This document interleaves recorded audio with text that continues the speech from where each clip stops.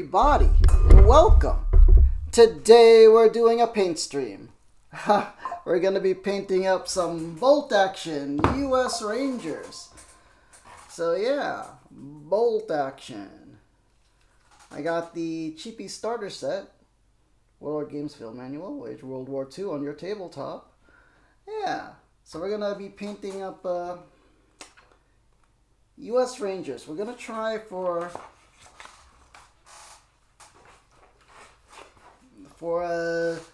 this kind of scheme right here.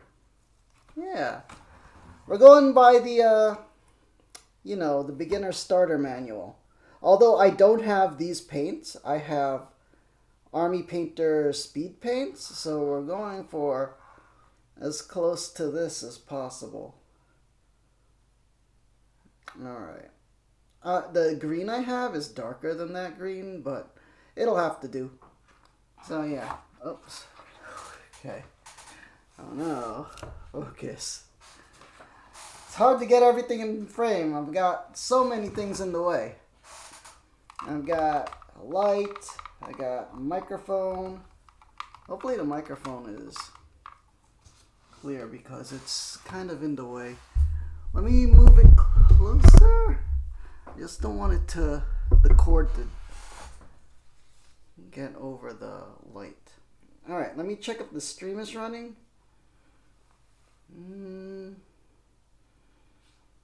Alright, go to my channel. Okay, title and category are good. Hello, hello, hello. Title and category are good. Hello, hello, hello. Alright, the microphone sounds good.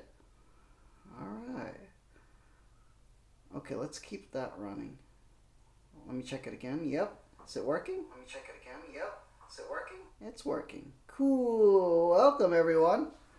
Yeah. We're doing bolt action. Again. Bolt action miniatures. We are painting US Rangers. So, like these guys.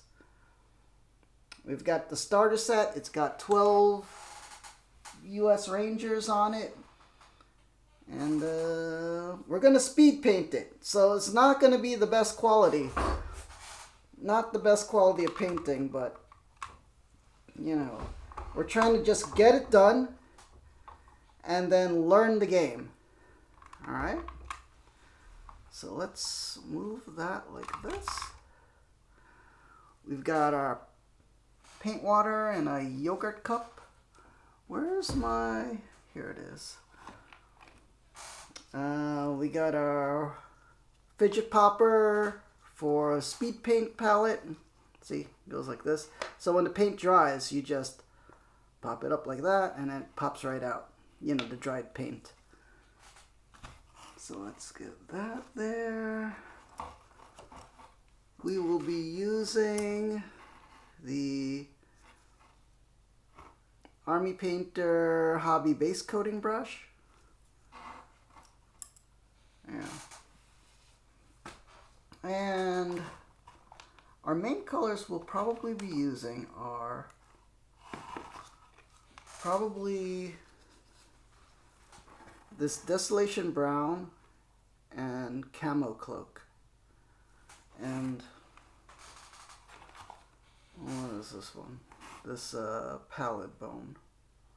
Alright, these I think are, this is what I think of when I think US colors. So, if you have any other suggestions, please put them in the comments for specifically speed paint colors. Because look, I got all those speed paints over there. Yeah, so those are the colors I think will work. Alright, let's... Blissful Badger, hello! Painted is better than gray? Exactly. I have so many gray projects. So many. I always get... I'll constantly buy miniatures starter sets. And then I'll get them to the assembly, priming, to the slap chop dry brush stage. And then I'll just leave it at that. For like months to, now years. That's how long I've had some of these things. But welcome, Badger, and a big Peacekeeper salute to you. Welcome. Peace angels in the chat. May the angels protect and guide you. So we're starting with the very basic cheapy starter set. I think it was like maybe $65. 12 U.S. Rangers, 12 German, maybe they're Grenadiers or something. So yeah, we're going to start with that. I painted up the ruined farmhouse, and I actually had extras from other starter sets I had bought and never done anything with. So all the terrain is done. Ruined farmhouses all over the place. So I just need some infantry done. And in the past, tanks and the half-tracks, I've done those already because those are the most fun. For me, painting big vehicles is super easy and super fun. It's just these tiny infantry guys that are such a pain in the neck. But let's get it done. Let's get it done. Okay, so we're doing this color scheme from straight out of the book. We're doing this guy. We're gonna have a brown pants, green shirt, green helmet, and then very basic. This is what we're gonna do. I don't know if it's historically accurate because all the other pictures I've seen of U.S. Rangers have beige coats. But you know what? We'll go with this because I've already planned to do like airborne, and those guys have beige coats. And I need a way to distinguish Rangers from airborne dudes. Where did I put my paints? There they are. Okay, we're going to start with Desolate Brown. Shake it up a little. It's a good set. You still haven't painted any of your bolt action? Yeah. I mean, my main, like before, was I started with Warhammer 40k. I like doing that. Age of Sigmar. I haven't done much historicals. So, it's good to get into. It's just something, like you're kind of afraid to do. Because I'm like, oh, am I going to get the uniforms right? Is it going to be historically accurate? But then, now that I think I'm like, you know what? I'm not getting any younger. I'm going to, let's just get it done and play the game. Oh, man. So, yeah. We've got brown, Desolate Brown. And we're going to go all the pants. All the pants have to be done in this Desolate Brown. So, okay, here's how I prep the miniatures, right? Assembled. Spray painted black. Texture pasted the base. And then, white dry brushed the figure. So this is classic slap chop, what do you call it? Slap chop basics before, and then now we're gonna speed paint. Ooh, how many of these are we gonna do? Do I do all of them tonight? Oh man, depth perception. So how I'm painting right now is I am looking through an iPad. Maybe we'll just do like a few of these. Yeah. Ooh, do I like that color? I don't know if I like that color. I don't know if I like that color. Let me check. You know what? Whatever. Whatever. Getting to historical's age? Exactly. So, I'm not getting any younger. It's like it's required by law when you reach a certain age that you have to start historicals. You can't be a Warhammer player forever. Oh man. Yeah, do I like this color? I don't know if I do. I don't know if I do. Should I go to the other one? Oh, why is it so drippy? It's not great. You know what? I'll paint one right now, and then we're gonna do another one in another brown color and see if that's better. And that's, that's kind of how you do things. You just gotta slap paint on stuff and then just adjust as you go along. I just wish I didn't start out with the bazooka team guy. You know?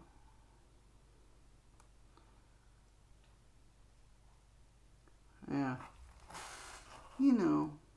Well,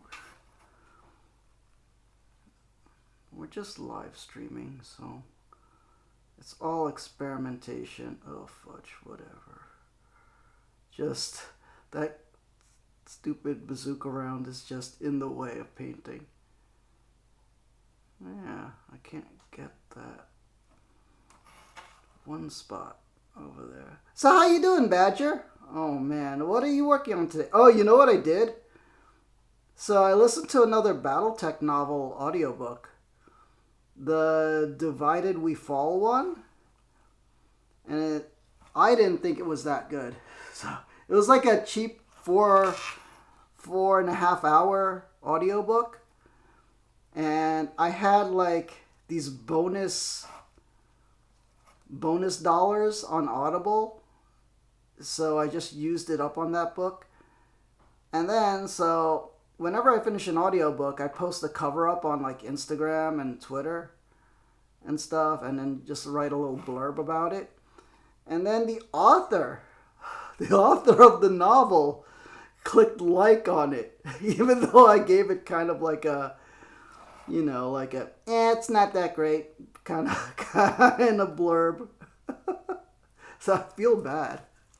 You can't afford to stay a Warhammer player for it. It's too expensive.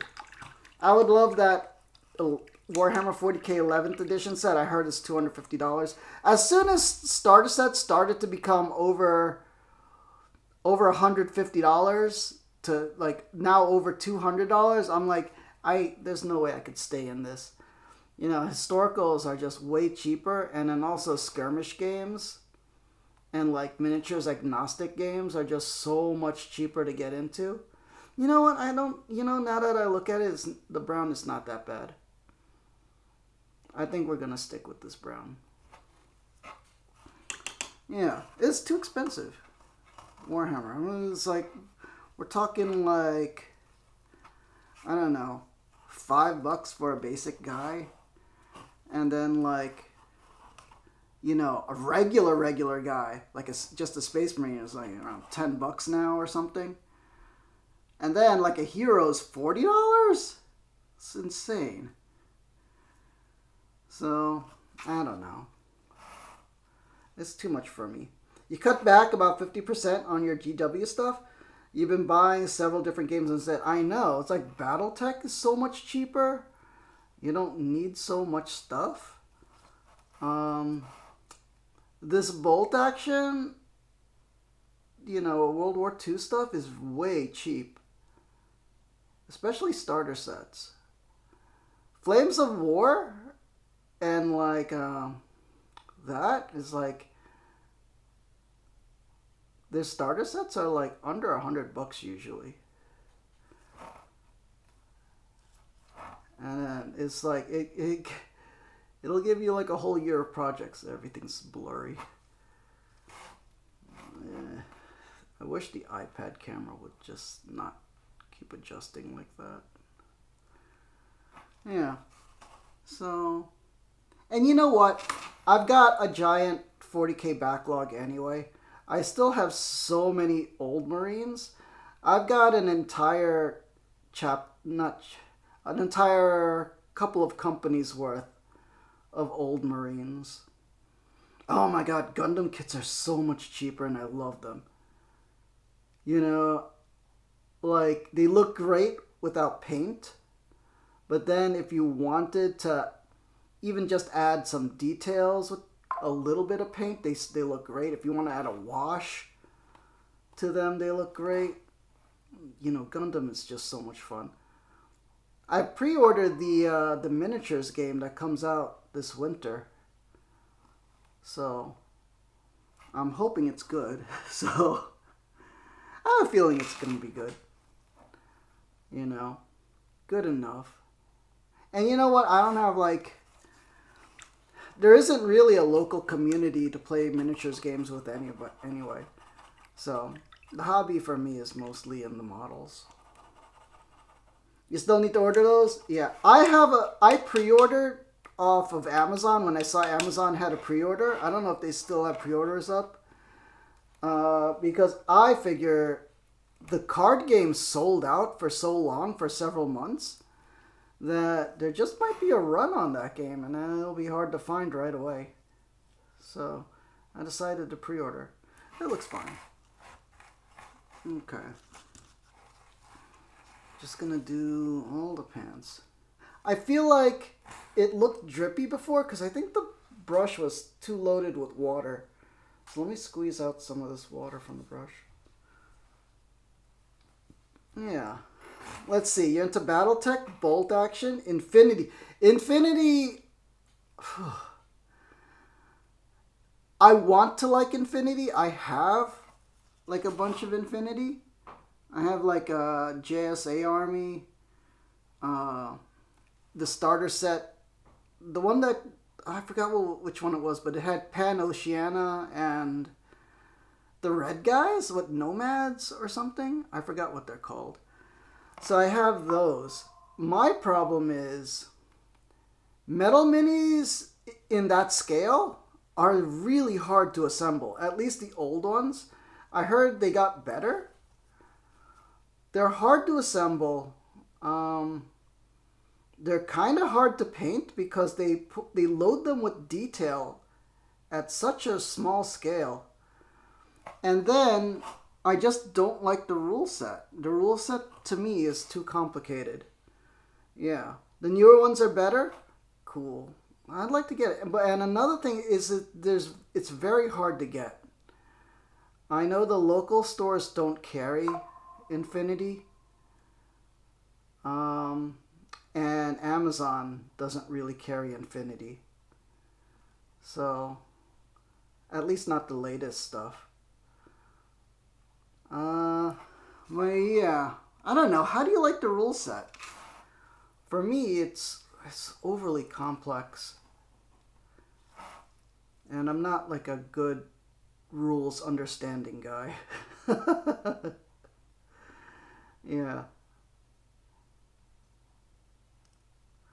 I mean, right now, my favorite thing is HeroScape, and HeroScape has the easiest system in the world. It's designed for kids. But boy, do I enjoy that. Oh, man. But yeah, the minis are beautiful. They're just, for me, hard to work with as metal. And pricey. They're very pricey. I would even argue they're more expensive than GW. But the good thing is you don't need as much minis as you would need for Warhammer. So, but I guess that's why the rules are complex, because since you have so few guys, you want them to be able to do extraordinary things on the tabletop. Da-da-da. Yeah. Noble Knight has a decent selection of used minis. You haven't actually played the game yet. I am weirdly paranoid of ordering online from, like, not big retailers. But I know Noble Knight is really big. I just prefer to order things from Amazon just because of the safety net they have. Da-da-da. Yeah, I tend to limit my credit card use. I don't have, like, PayPal. I only have a credit card. And if something happens to my credit card, then my whole lifeline is screwed. Because I can't get groceries and stuff like that. So I really need to modernize myself. I'm very old school. Yeah. I don't know. I know like everybody's like into eBay, and I just heard so many horror stories of people getting screwed over on like, small internet retailers and like eBayers and stuff like that. So I just like the safety of ordering from Amazon. I even on Amazon, I prefer if it's in an Amazon warehouse rather than being sold third party. But it's also a pain in the neck because right now I'm trying to get into Kings of War, the kind of like alternative rank and flank to Warhammer Fantasy. And the problem with it is Amazon carries a bunch of it, but what they're not carrying currently is the current updated rulebook. So I don't know what I can do now. I'm gonna have to order from someplace. You know what bothers me about Bolt Action is I don't understand why Bolt Action constantly puts figures, especially since they're not the best quality miniatures, they put them in these precarious poses where they're like on their tippy toes a lot, and sometimes they're just hard to glue. Yeah. You start, Kings of War updates, their selection is a bit low. Yeah. You start collecting Abyssal Dwarf Force and still need to get them completed. Yeah.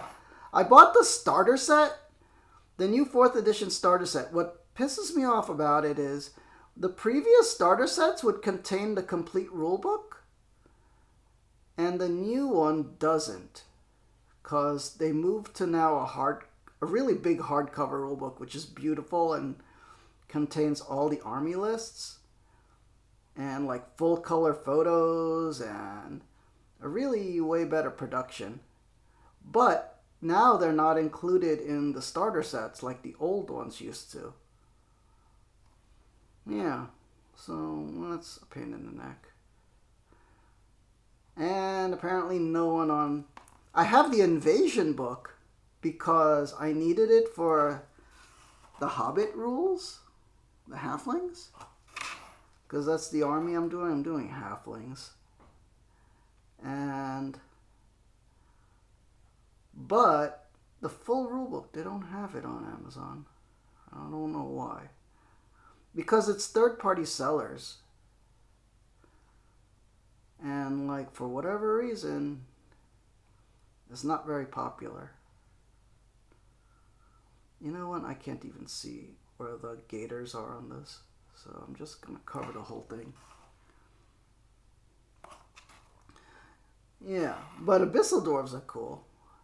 They need to update some of the older models though.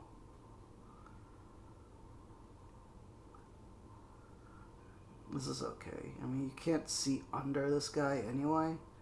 And then anyway, we're going to have to just dry brush that. And it will lighten it. Oh, fudge. That's too much. But yeah, Kings of War looks like a really solid system. Way simpler than Warhammer Old World and Fantasy Battle. Especially the movement rules. And then the miniatures are just so much cheaper. I mean, I bought an entire halfling army, like huge, like with the big robot hippo rhino war machine, 3 characters, so many units, and it was like a big box. It was like, I think I got it for 110 or 120. And that's a complete army you never have to really add to. You know? It's so much cheaper than anything Warhammer. The normal Dwarf Force with their PVC Badger Riders, that's perfect for you. Really need an update, yeah. They were clearancing on Amazon the Empire of Dust, I think. So I bought like 2 army sets, and like each army set was like $60. So I have like 2 boxes of those. I have a ton of Empire of Dust guys also. So it's such an affordable set. But then again, it's a ton of miniatures that I still haven't assembled or painted yet. So it was kind of a slow process. So even though it's affordable, what's the long-term cost? You know what? We need more of the paint. What color was I using? Is it this one? Varnish Decay? You know what? I feel like I'm using the wrong color, but whatever. No, I think that's the right one. I mean, maybe I should have used Satchel Brown, but I feel like that's too dark. So, Varnish Decay it is. Da-da-da. If you have the storage area, not too much. I have a basement. That's where I have my War Games table. So, but it's just a jumble of boxes down there. And it's kind of getting dirty and dusty. I really have to clean up that area.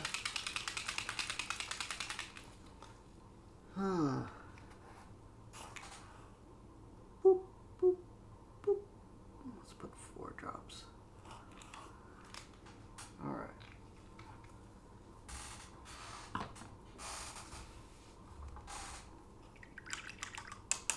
Oh, let me read your list of other games you're into. By the way, I just bumped the mic. Is it still working? Let me check. Hello, hello, hello? Still working? Hello, hello, hello? There we go. Still working. Welcome everyone who's watching and lurking. We are painting up Bolt Action. World War II dudes. Yeah. Okay, let's see. What else is Badger working on? Drop Fleet Commander. That's a game. Oh my gosh. I don't think I've ever seen that on sale anywhere. But if you can get it, that game looks amazingly cool. Eldfall Chronicles. I've never heard of that one. Marvel Crisis Protocol I'm really into. Although I've never played the game or read the rules. I just love collecting and painting the minis, which I have so many of. Because for whatever reason, Amazon just constantly puts them on sale. And I will constantly buy them at great prices. Yeah. But yeah, Drop Fleet Commander. Oh my god, that looks like a cool game.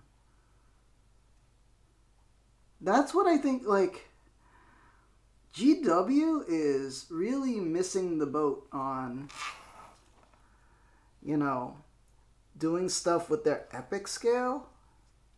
Like, for one thing, they're overpricing whatever the epic scale stuff is. Like, I would have gotten it, but I think I watched a YouTube review that said, alright, for a standard army, we've calculated it'll run you about $600 or more. And I was like going, oh, okay, I'm not going to get into that. That's too much. What does look interesting price-wise is Epic Warpath from Mantic Games. The problem with that is I have not seen it on Amazon. Yeah. But, you know what? I was thinking I'm also already have Flames of War. And that's pretty much an epic scale game. So I was like, I really should just finish my Flames of War stuff. I have Flames of War and I have Team Yankee. So I think that should be it for... Oh, you know what else I have? I have Epic Black Powder, which is the Napoleonic game. I don't know why I bought that. I do know why. I did a whole lot of work one time, and then I was like, you know what? What's going to get me through all this work is I'm going to reward myself with a new game after I complete it. And then after I completed it, I bought Epic Black Powder. It's really cool stuff, though. Very affordable, at least at the time. Like pre-pandemic. It was super cheap. Yeah. Sounds like GW. GW, I love their stuff. I don't love the constant rules updates. Like, if I were to play Warhammer 40,000 again, it would probably be 8th edition rules because it was the simplest and most generic form of the rules. And probably Age of Sigmar 2nd edition. So I will be out of step with everybody. But that's fine for me. Heck, I would even play Age of Sigmar 1st edition. 1st edition was like 4 pages of rules and that's it. Oh my gosh. Imagine that. Imagine a game system with only 4 pages of rules. I know there's 1-page rules. My problem with 1-page rules is consistency. Because since it's a generic game, and, you know, how do I put it? When I say consistency, when you see a Space Marine in Warhammer, you know, oh, that's a Space Marine. I know what a Space Marine does, and I know what Space Marine stats look like. You know, like it's 4 strength, 4 toughness, 4 ballistic skill, 4 weapon skill, you know. I know what that is. But when you see any miniature in 1-page rules, it's like, I don't know what it does because the player can, you know, have given it any form of rules and, you know, special rules or whatever. So that's my only problem with 1-page rules, is that when you see a miniature, you don't know what it does really. You have to have a whole discussion with your opponent.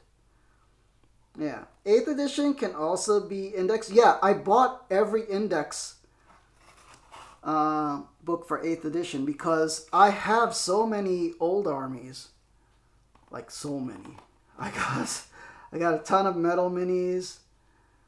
I got a whole Dark Angel army. I got a whole Tyranid army. I guess my Tyranid army can also be counted as Genestealer cults. I just have to make the hybrids and stuff. But I think I have like over 40 Genestealers, so that's a lot.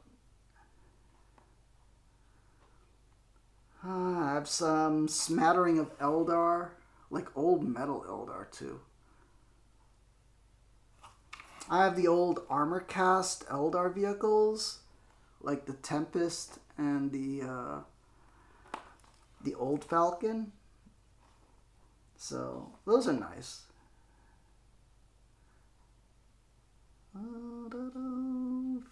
You know what? We're painting these kind of sloppy, but it's fine. We're in speed paint mode.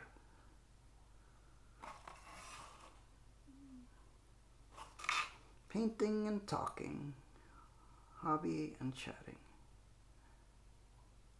Like, if I wanted to, you know, do these perfectly, it would be a whole other thing. Maybe, should I do all of these tonight? I don't know if I'll get to finish any of them. How many more? How many did I just do? 1, 2, 3, 4.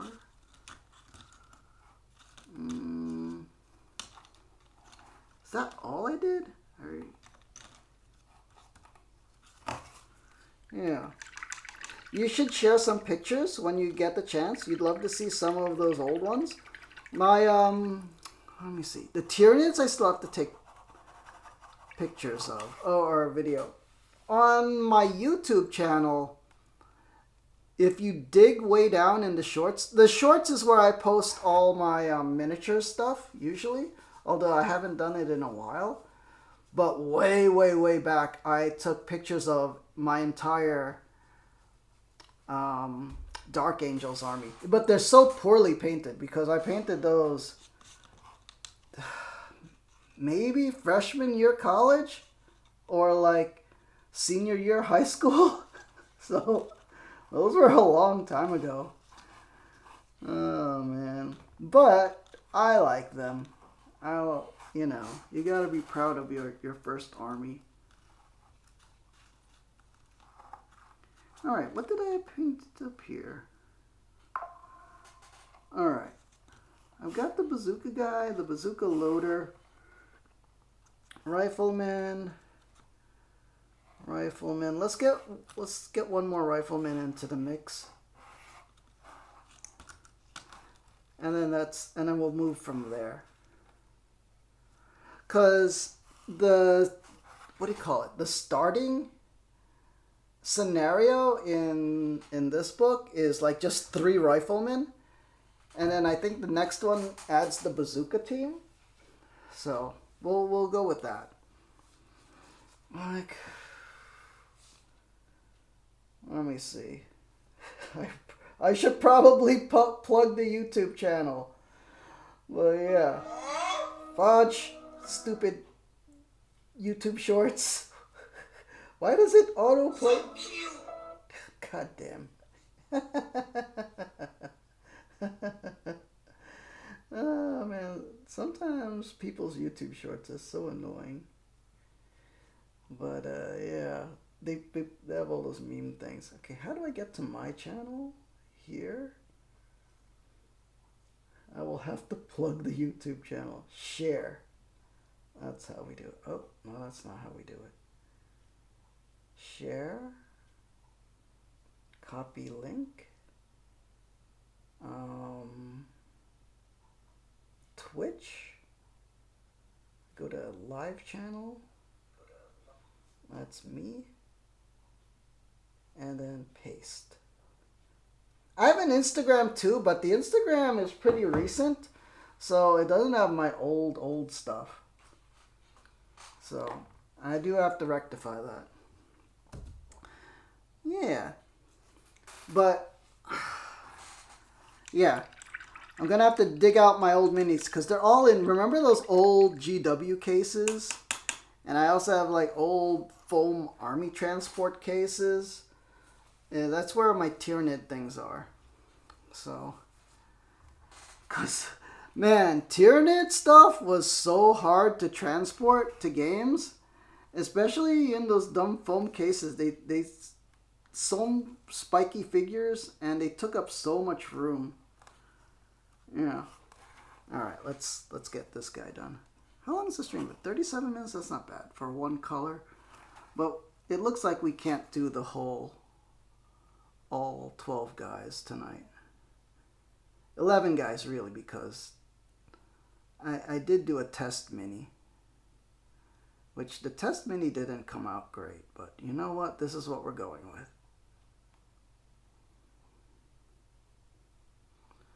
Yeah. You've seen some of those cases, you know the pain? You used to put the Gant's tails on the foam between the slots. That was a good idea. What did I do? You had to put them in at an angle sometimes. You know, or like I had to buy the layers of foam that were extra thick, cause sometimes they just wouldn't go in flat. Oh man, especially, you know what took up a lot of space was the Gene Stealers. The Gene Stealers with all their arms was so annoying. I know people today are using those magnetized trays, and I'm like, my only problem is I don't want to buy a whole ton of magnets. And when I looked at prices for magnets, they seem pretty expensive and like a lot of work to put in.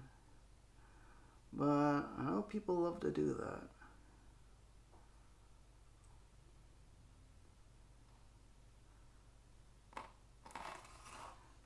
You know, I hated this brown at the beginning, but it's looking a little better than before. Da-da-da. I mean, still not doing a great job here, but whatever. We're just getting it painted so we could play a game. Let's see. 6x2, the 500 to 1000 hot glue gun. Oh, is that what you use for the magnets? Yeah. I guess that'd be quicker than crazy glue.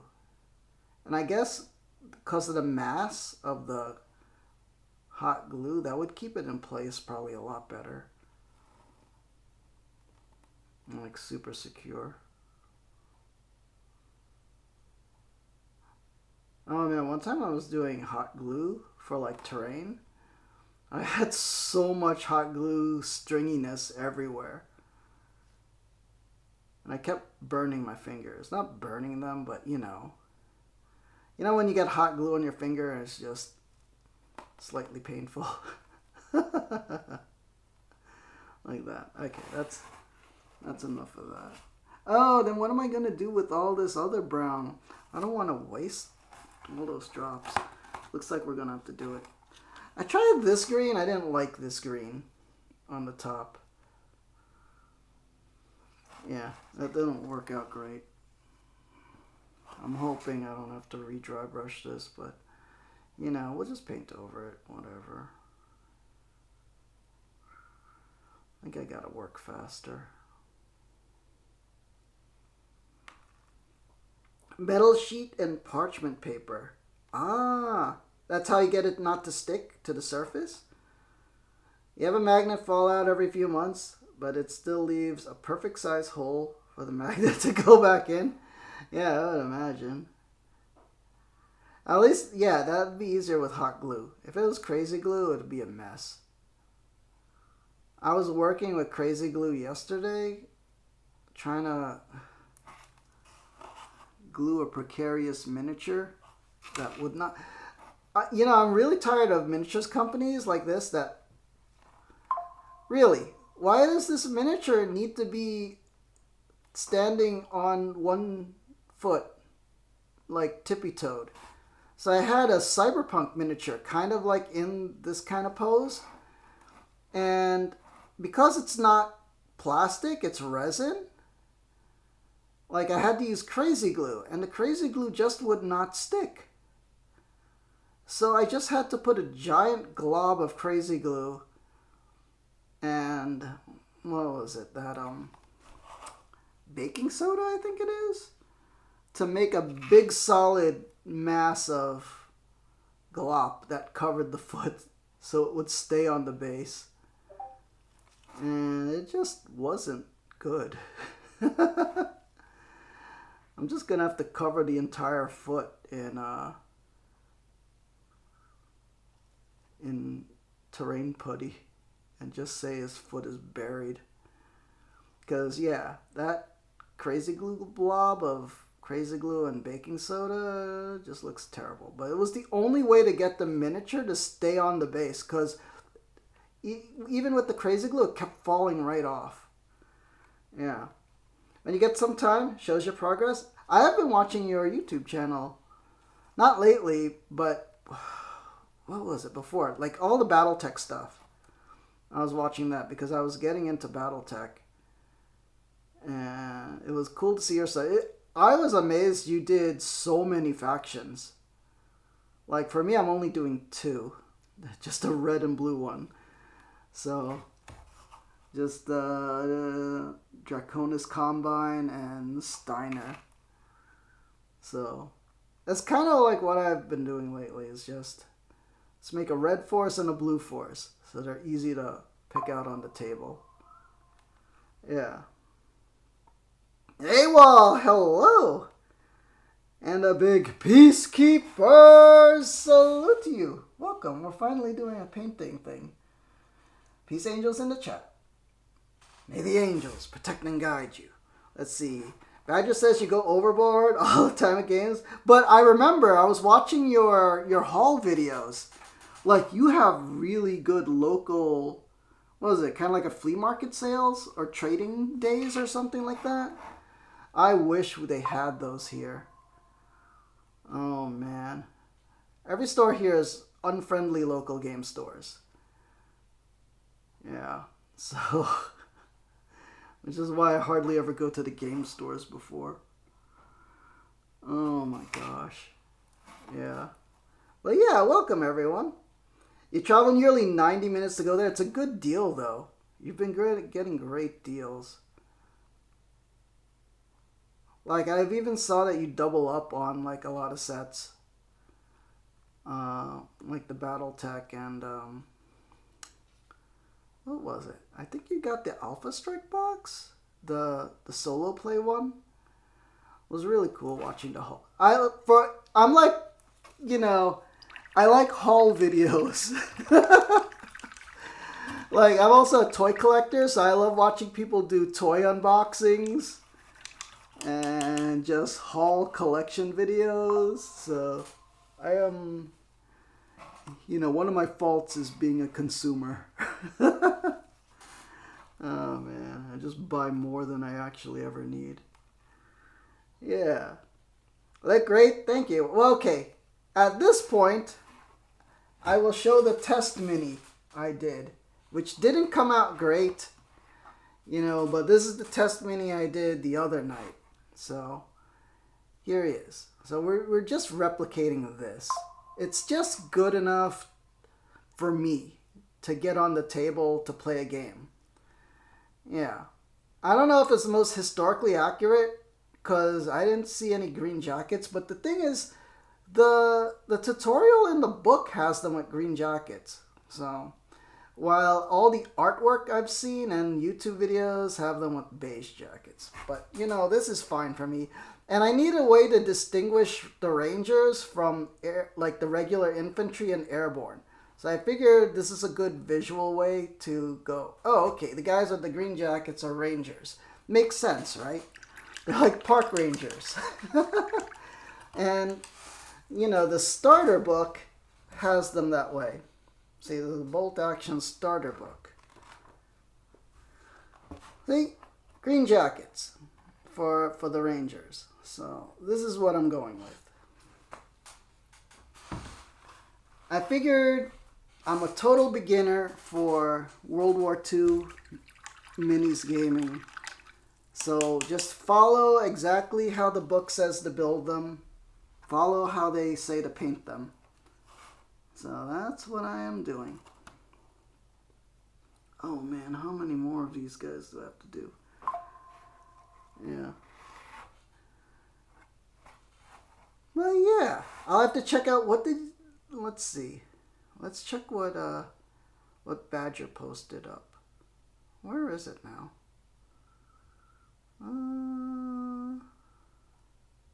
I could have sworn there was a link over here. Yeah. Could have sworn there was. Let me check on the phone. Phone chats. Sent it direct? Oh, okay. I was on Discord. I was like, I must have seen it as a pop-up. Because, see, I'm watching, the way I'm filming, I wish I could show how I film. It's like an iPad on a tripod. Like there's no PC anywhere, and then I'm just streaming straight off the mobile iPad app. So that's why there's no fancy things. There's no overlays, no music, and stuff like that. So, alright, if it's on Discord, I will check it out, I think, after the stream. Yeah. Cool. This Badger. Magnetized bases. Oh, there's Badger's intro music, which is really cool. Let me just have the volume down.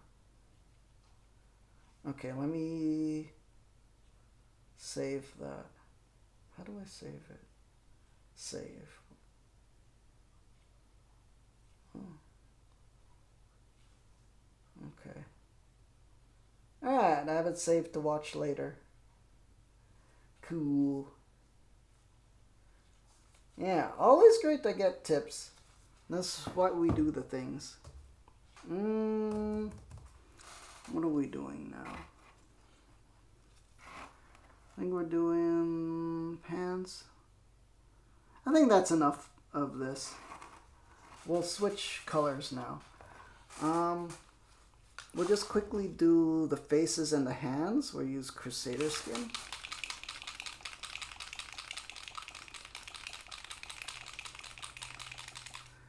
Gotta shake up these speed paints. Because the pigment settles. Sometimes the mixing ball gets stuck at the bottom, and then that becomes a problem. Hold on, let me drink something because my voice is going. Yeah. Oh man. What else did I see on your channel?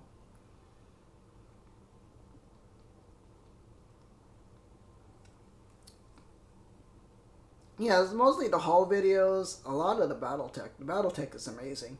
I remember you set up your minis one time in the map of the inner sphere.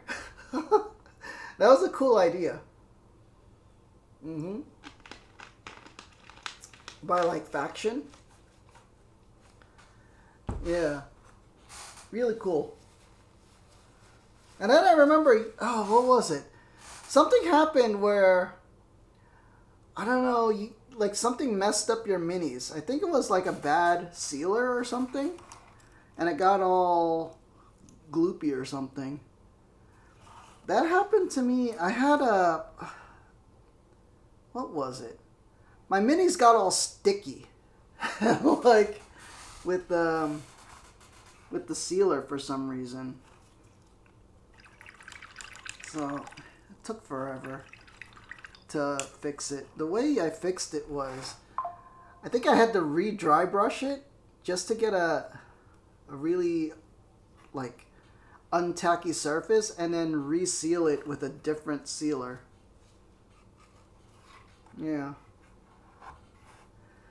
You want to one day complete that map? Oh my gosh, you're gonna have every faction. Even the periphery. Oh man. I've been playing, what was it? The Mech Warrior 5? I think it is. And then I took missions in the periphery and I was like, oh man, this place is so annoying. It's like, it takes so many credits to fly out there, and then there's like no repair spots. Yeah. And then it's like, I don't even care about my reputation with these factions. Oh man, it was like, I'm never heading out there ever again. Like, what was it? Is it Rasselhague? Or Border Princes? Stuff like that. And I was like, no thank you. I remember one of the Battletech novels was about that area. And then even then I was like, these are the worst people. Oh well, they're all worst people in Battletech. Do you have a favorite faction in Battletech? I liked what was it? There was that cool story about the Draconis Combine, where like the son and the father, like head honchos, were like they were just at each other's throats the whole time. So it was interesting to see that dynamic, cause man, it was like the father, you kind of thought, oh, he's going to be supportive of his son since he'll be the next heir, but it was just constant, you're not worthy to be the next heir. I'm going to make your life miserable. I thought it was a cool story. You don't really have a favorite? Cool. That's why you have so many factions.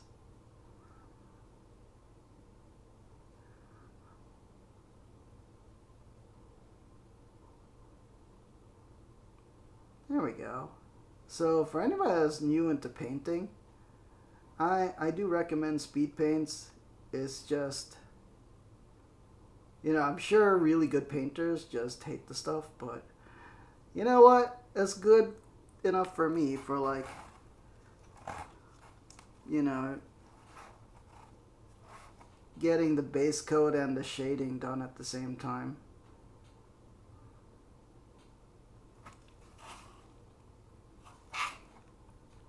I mean, granted, you do have to do the dry brushing ahead of time. And then I always do another dry brush afterwards to get a little more,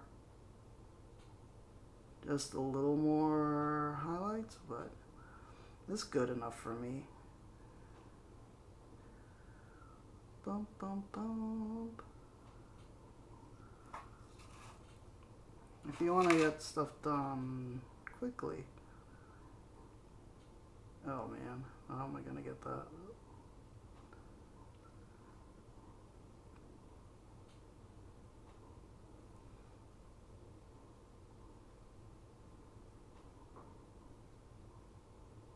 Good enough. Let's put the ones that I'm not doing aside. Okay. Yeah. So for me, I guess House Karita, Draconis Combine are really cool. The guy in the cartoon that was Karita was really annoying though. But then apparently he has a cool backstory. He was like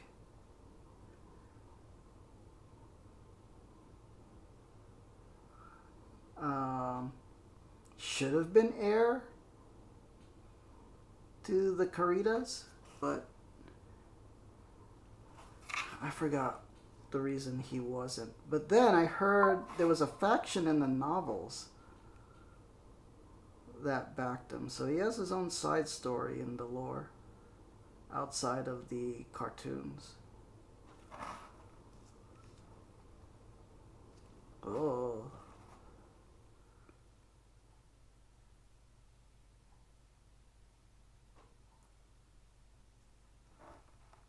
Bump, bump, bump, bump. Sorry there's no music. You know, feel free to play your own music at home. I would recommend K-pop. Oh man. Islet has a new album out. The song is kind of annoying, but then kind of catchy and dance track pop at the same time, where it's like, okay, you know what, I could groove to this a little bit, even though it's like kind of annoying.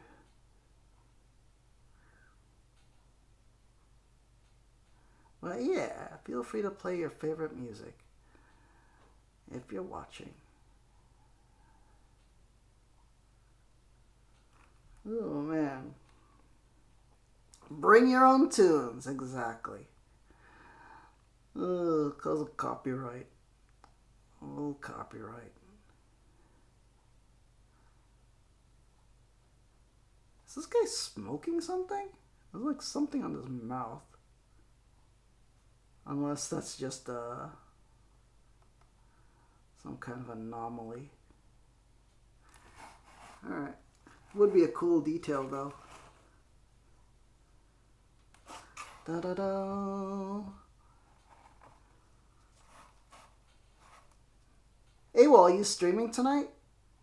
Oh man. I saw the sleds posted up on the Instagram. Really cool. There's gotta be some cool sled rules for in bolt action. I know. Okay, there's that anime that with the World War II girls. What was it Girls Last Tour? Where the two girls ride this post-apocalyptic wasteland in a German Kettenkrad, the half-track motorcycle thing. So I bought a bolt-action Kettenkrad. Apparently there's rules for it in the game. So bolt action makes one of those. I don't know what it does or how effective it is in the game, but kind of cool. A little half-track motorcycle.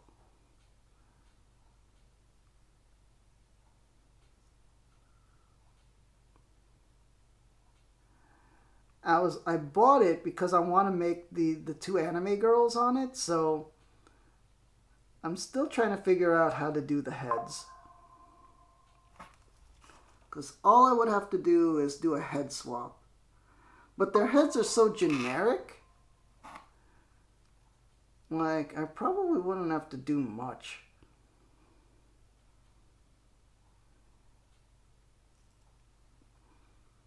Well, it's kind of just an idea I was playing around with, so I bought the model.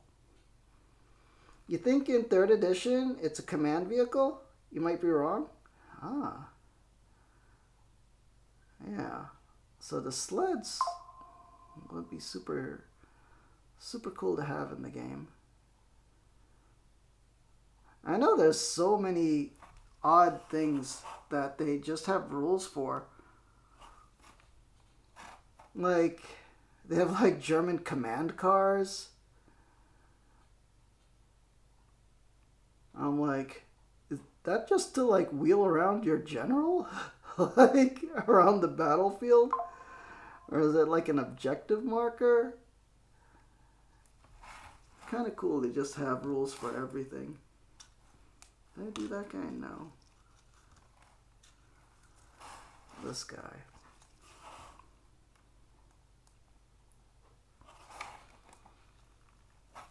It's like, if they have it in World War II, we'll put it in the game. That's why I was wondering what trucks do, and why so many people take trucks in bolt action.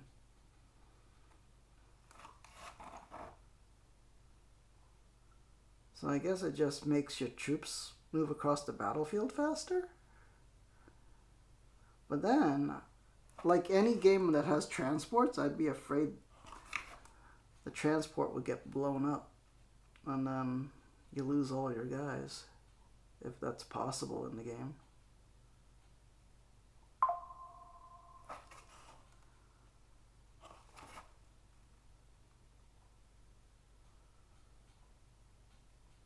You know what? I don't need to be so precise.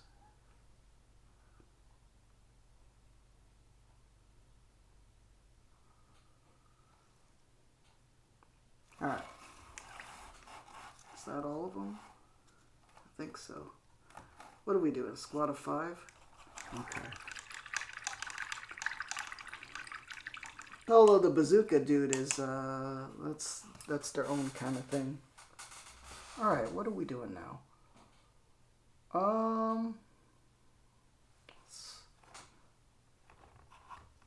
Let's get that shirt color. You know, this will probably move faster than I thought it would. You still want an M16, MGMC, or 2 for bolt action. Maybe a Calliope. Oh my god, a Calliope? The big rocket truck? I mean, rocket Sherman? Oh my gosh. I know. I saw one in, you know that video game War Thunder? You could actually unlock the Calliope. Oh man. Pretty cool.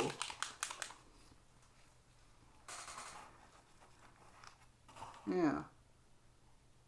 There's like so many things. Like variants. They had those Minesweeper Shermans with the big flails. So many. Is that the right color? Yeah, camo green. Alright, we're gonna try. We'll see what happens with this.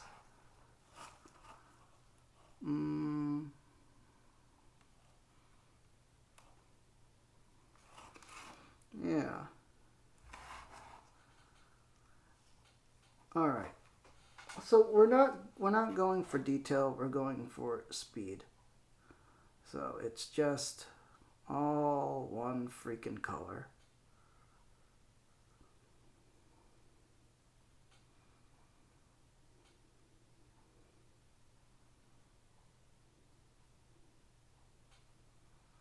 You know, it's gonna look terrible, but I think when it's all done in a unit, and then I fix it with dry brushing, it'll be fine.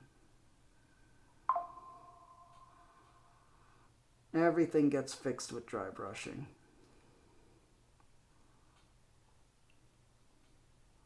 Da-da-da.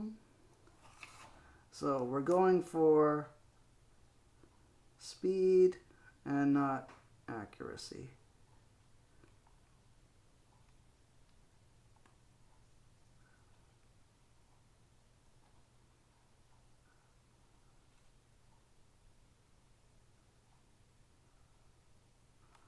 You got alert? You so excited to see these squads coming together? Yeah.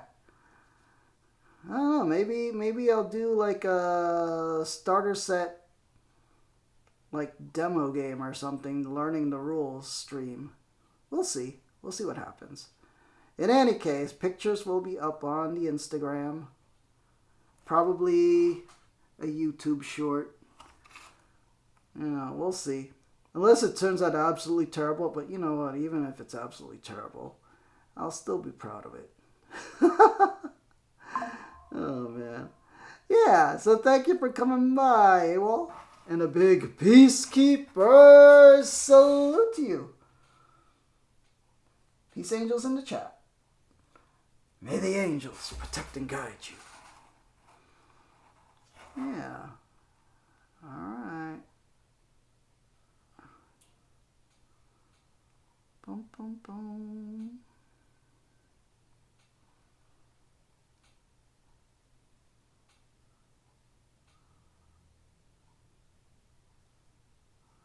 Yeah, we're just going for the simplest, least stressed way I could get these done. Oh. See, this is another thing about these miniatures, is like, how do I get my brush in there between the arms?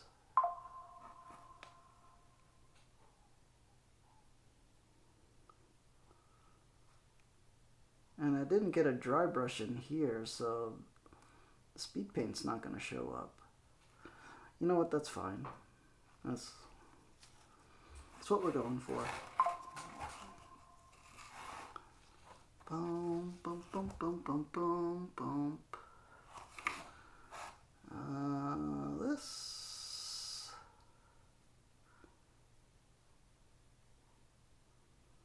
Oh, the arm didn't go all the way there. It was fine. You know what? These minis were just a little tricky to assemble. They don't perfectly align well. Although I was doing it rather quickly, so.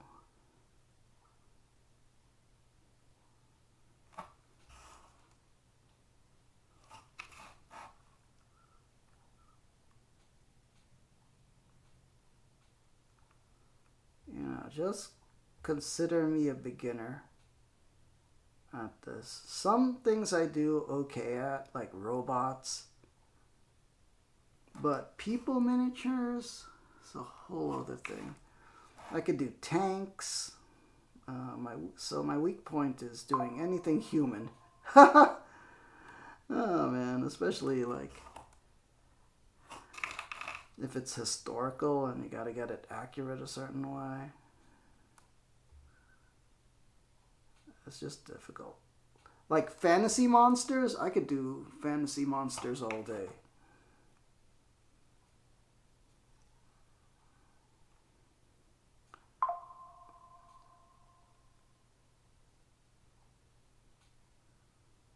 But anything realistic, whew, you know.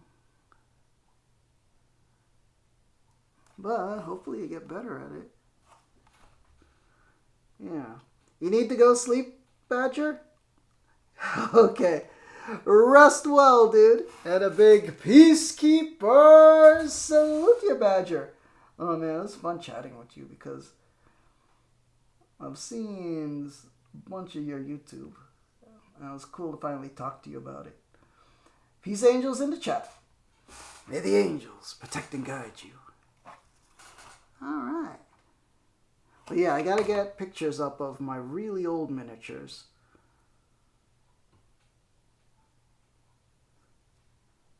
I know I have some pictures up of my Battletech stuff.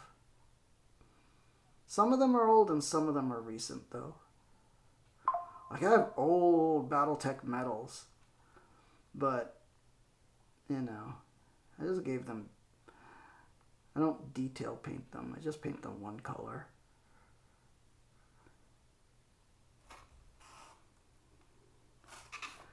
Boom, boom, boom, boom.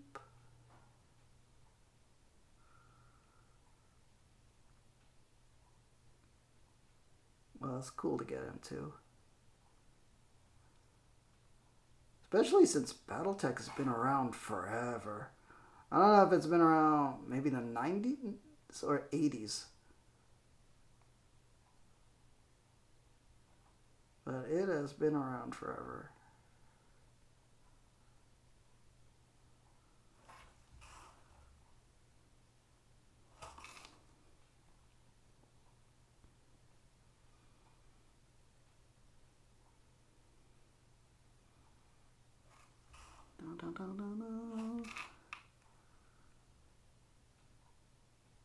Oh, it's too dark.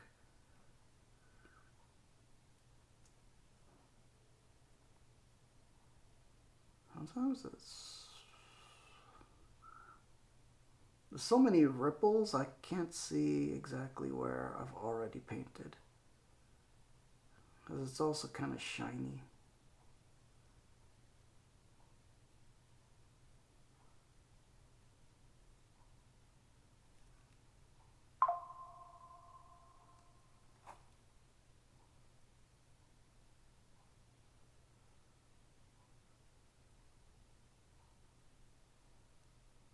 We're getting there.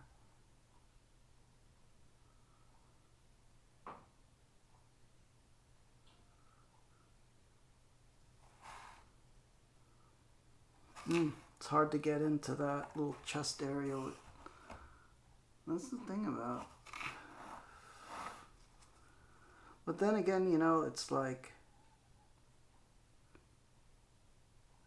it's kind of not visible anyway. So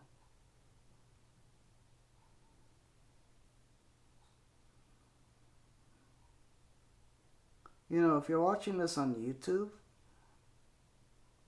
there's a lot of expert painters out there that are going to show you the proper way to do things. Like me, this is like an example of like a beginner. But at least if you're also a beginner, you can go, hey, I can do that. And you might as well try. Because, you know, it's nothing to lose, really. It'll still come out good. And like fun to do and like a fun game to play.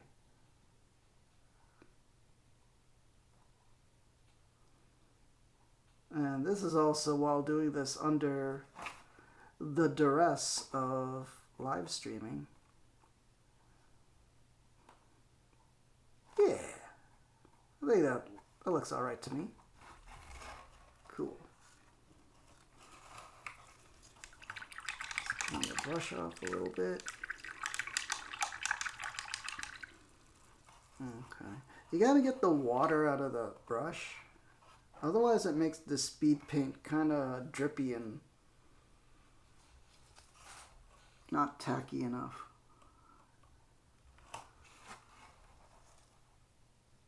Ah, fudge. What do I do about that axe? You know, we paint over the axe and then we repaint over it afterwards. That's the only viable way to do it. You know, because it's just going to get in the way.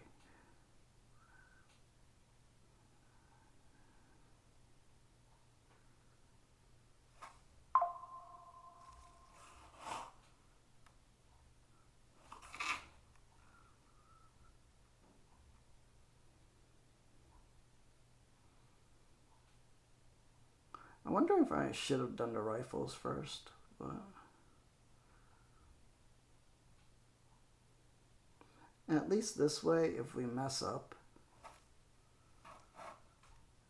we could just, you know, re-pick it out and correct.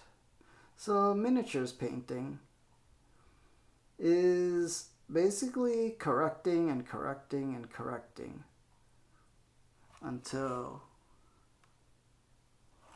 you get all the paint in the right places.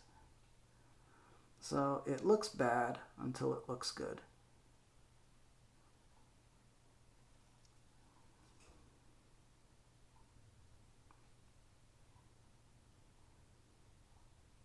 Or at least good enough. Okay, we need more paint in the thing. We are using this Speed Paint Camo Cloak color. Let's shake up the bottle. Bum bum bum bum.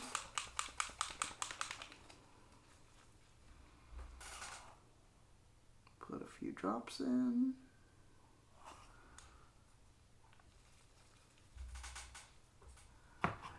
Alright, let me drink some Diet Coke.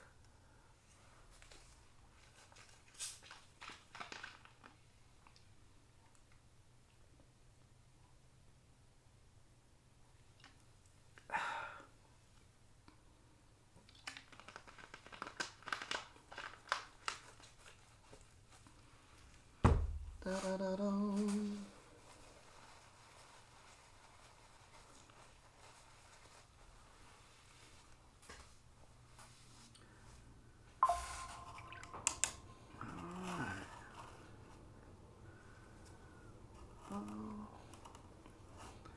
It's looking all right.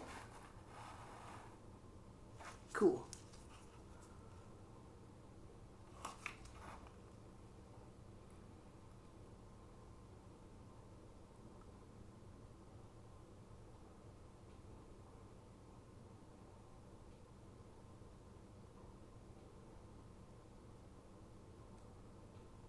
Da da da da da da da.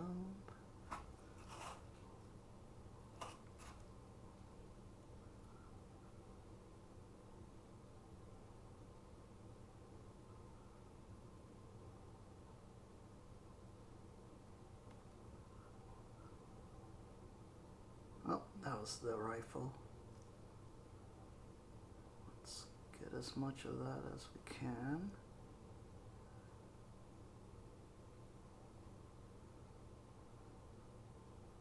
This shovel gets in the way.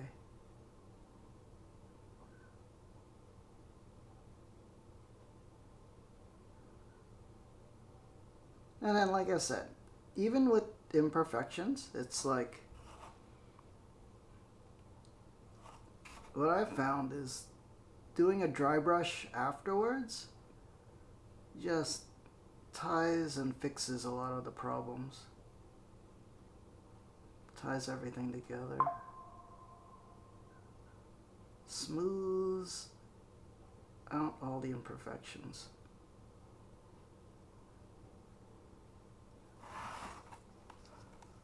Okay, how do we get the turnip mini upside down?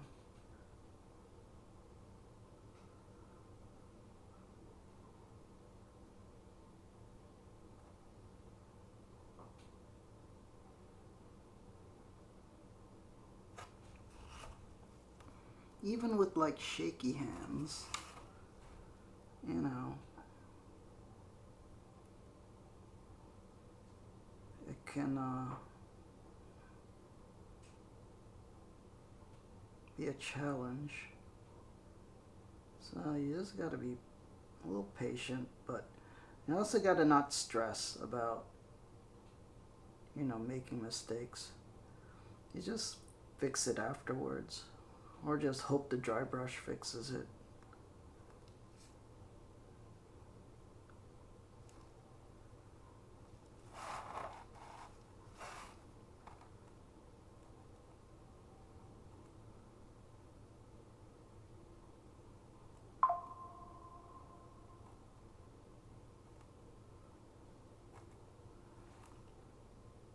Yeah, looking all right. We gotta fix this. I tried this one color, but then, ooh, that is not a good color.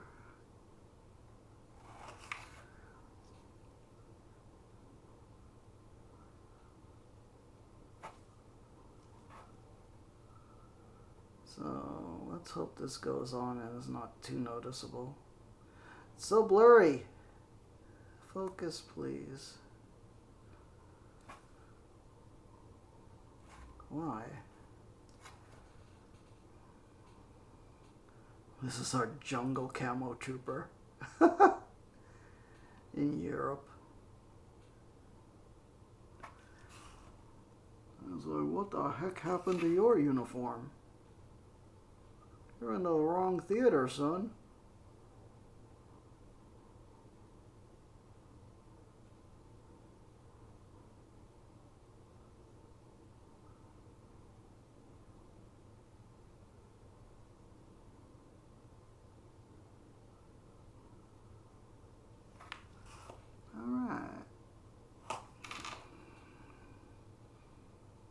But, you know, in war,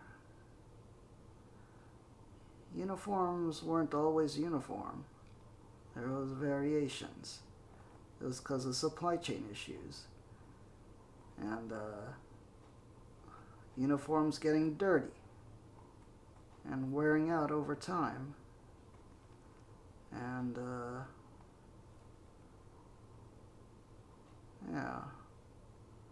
Like, I imagine replacement troops had variations in their uniform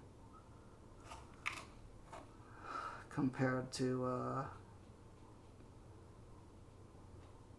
the guys that were there from the start.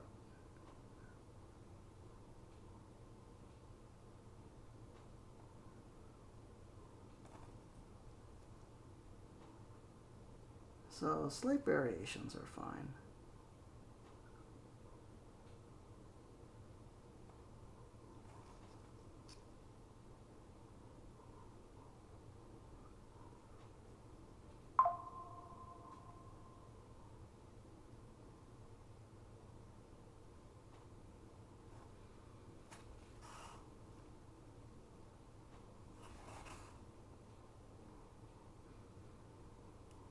Oh, depth perception. Sometimes, you know, because I'm looking through the iPad screen, it's just hard to judge exactly where the tip of the brush is.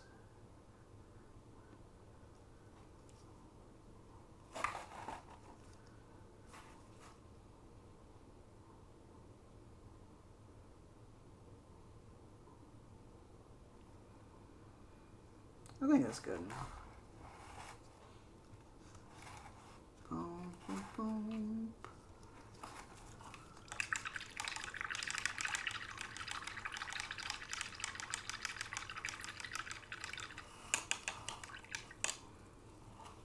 Okay.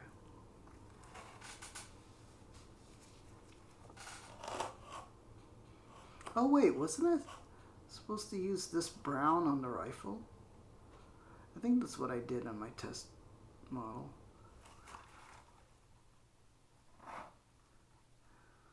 You know, sometimes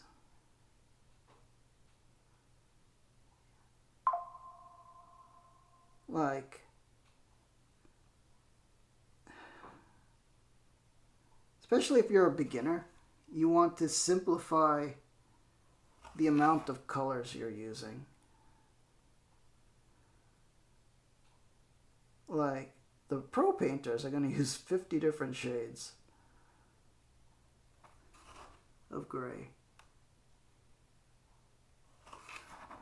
on their models, but I mean, if you're a beginner, you know, you don't have a huge paint collection, so you work with what you have.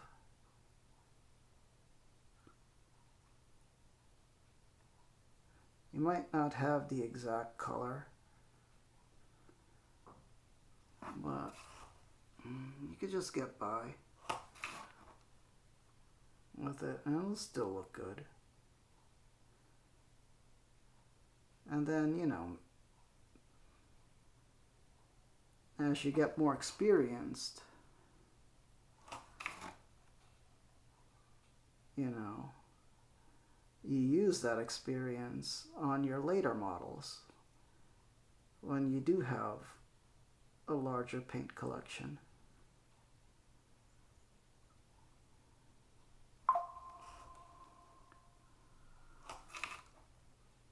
But also simplifying the color scheme. You know, using too many colors on a miniature makes it sometimes too busy. And all that effort on, like, what is this, a 1-inch model on a tabletop full of like 100 other 1-inch models, those details won't be seen nor appreciated. I mean, sure, if you do close-up photos and stuff, it will. But for the most part, to play a game, it's like,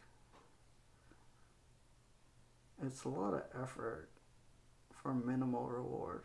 It's just personal satisfaction, really.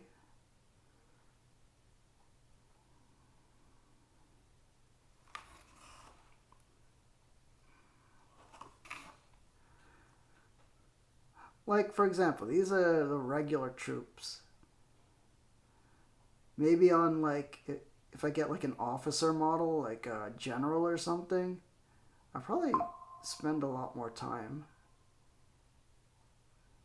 trying to get the details right. But for like the regular infantry guy,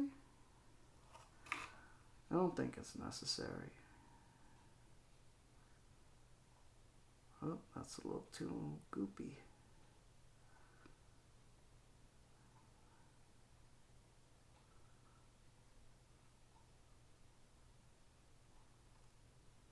Is there a knife sheath here?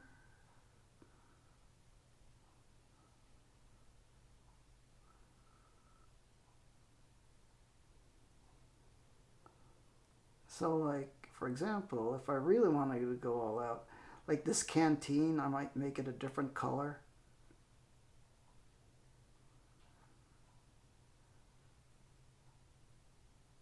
You know, these knife, the shovel. The shovel we might pick out a little bit and add a little something. Oh, is that a hand? No, it's not. It's the sleeve.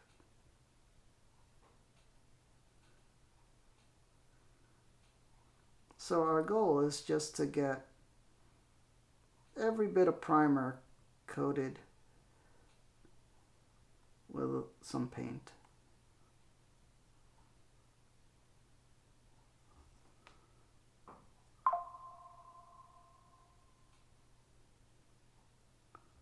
This is the base coating step.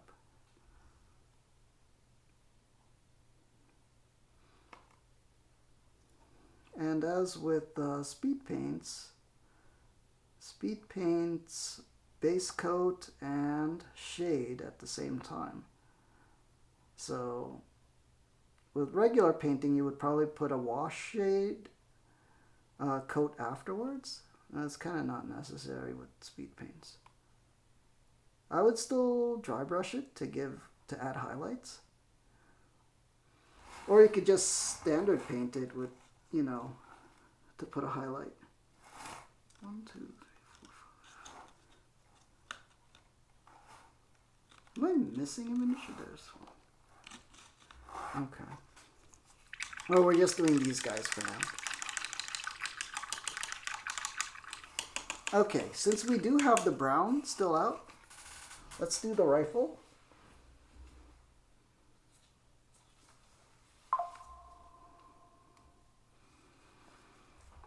Boom, boom, boom.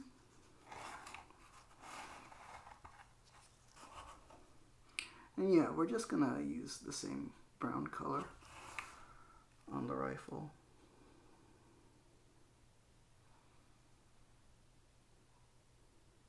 I probably should have done this first.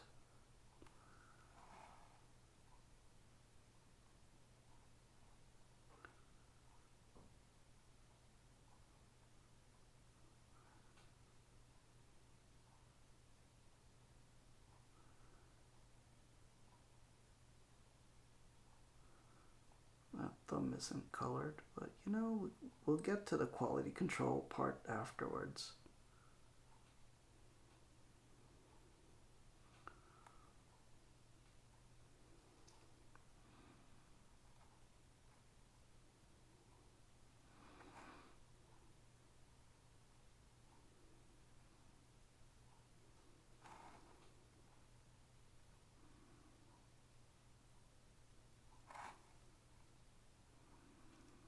Oh, depth perception.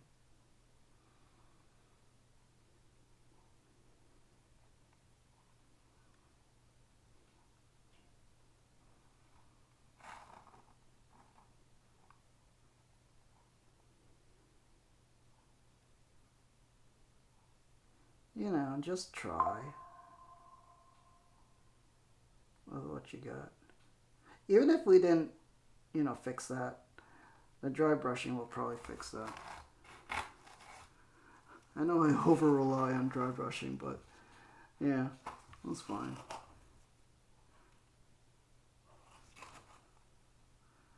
Why does this look like a shotgun?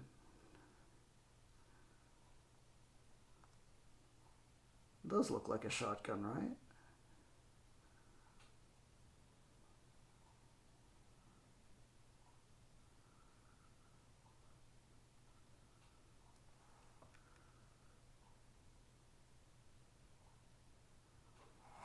I wonder if they have shotguns in the game. I think they genericize everything, like everything is just rifle. You know, not specific rifle, just rifle.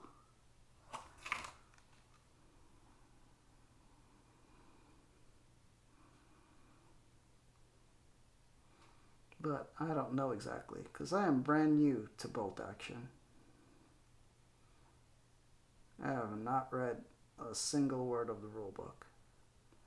But I have watched some YouTube videos, so I've seen... Are there shotgun rules, AWOL? Or is just everything counts as a rifle? There are shotgun rules. Does this look like a rifle to you? For whatever reason, this looks like a shotgun to me. Like, it doesn't look like a Garand.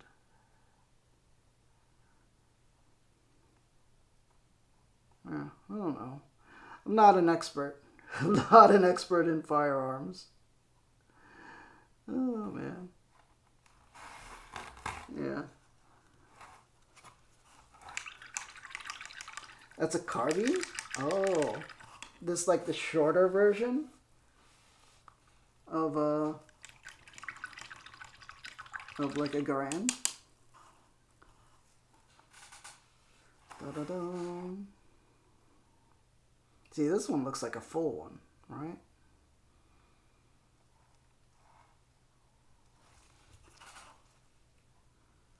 Oh wait, wrong color. On the browns. Oh, there's water on the brush. May not be. I know there's like different rifles. There's like a Springfield. There's a Garand. I know there's carbines, but I think doesn't the carbine have that little cartridge mag at the bottom?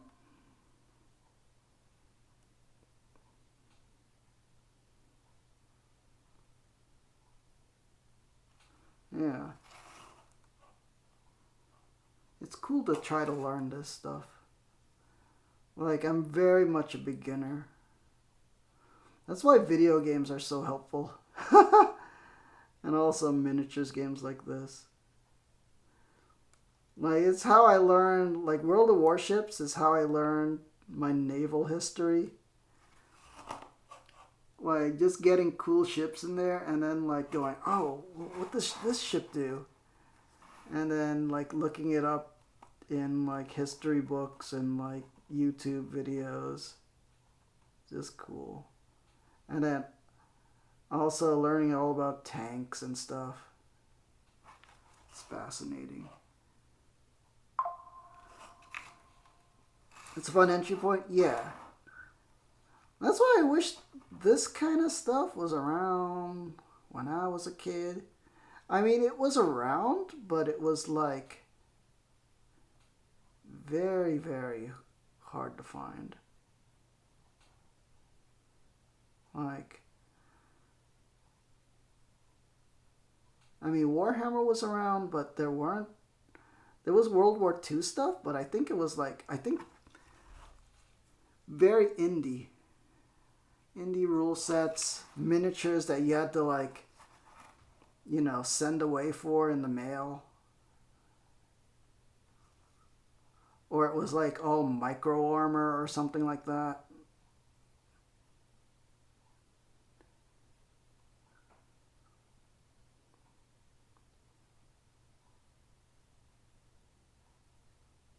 And I think the paint is getting yeah, it's getting all dried up. So let me add a couple more drops. Okay, we are using Desolate Brown for our brown color.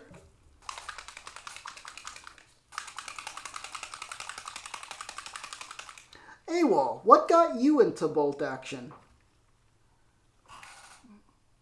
I know you came from RPGs and then you totally skipped on Warhammer. So it's interesting how you got directly into bolt action.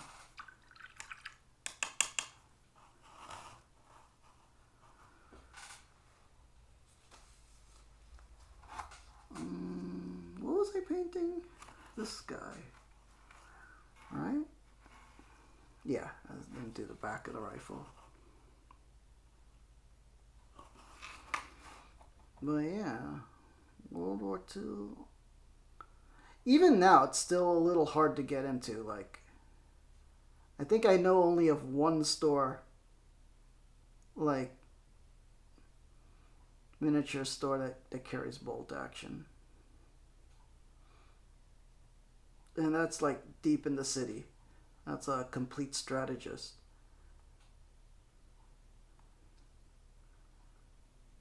Every other place is Warhammer or Magic the Gathering.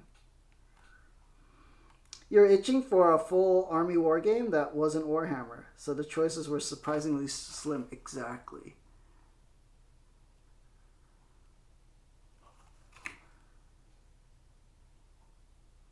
Very few choices. And like, I had always wanted a World War II type of game. But everything was indie back in the day. Everything was like, I forgot, like Nuts, I think they called it. And then the miniatures were all metal that you had to like mail order from England, you know? So World War II was like a hard thing to find back in the day. That's...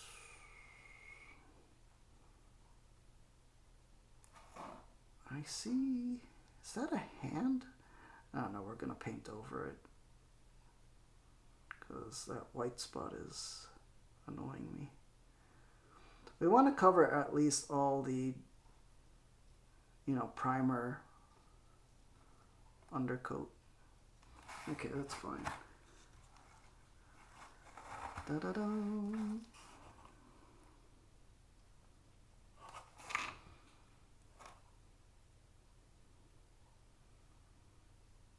What armies do you have for bolt action? I've seen you do your Italians, and I think I've seen your tanks. I believe I saw you had a Sherman.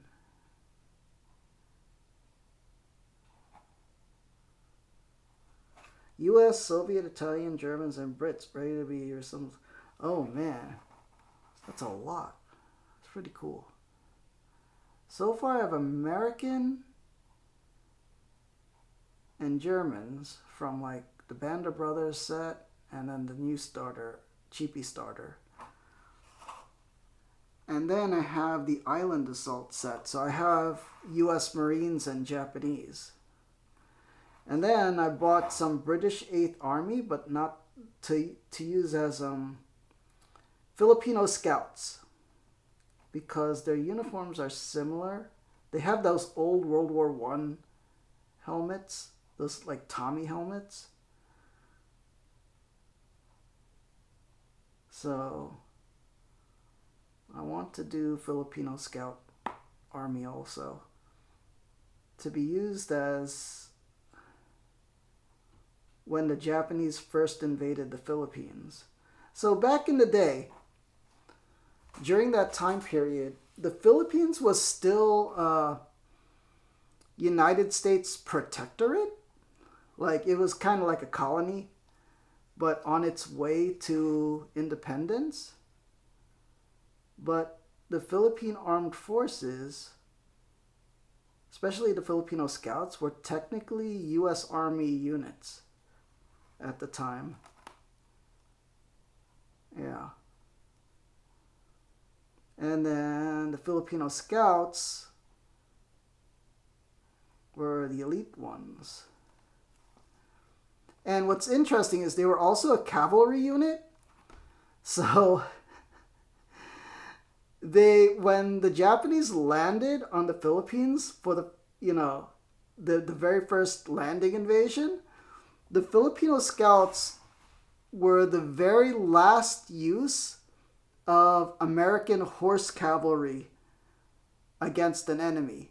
So the Filipino Scout Cavalry unit actually attacked the Japanese invaders with on horse at one point. Oh man, that's interesting. Yeah.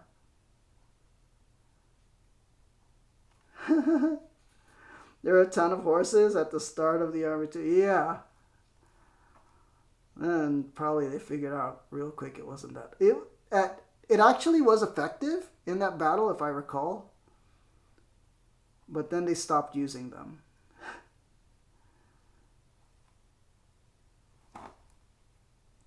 Ugh. Whoops.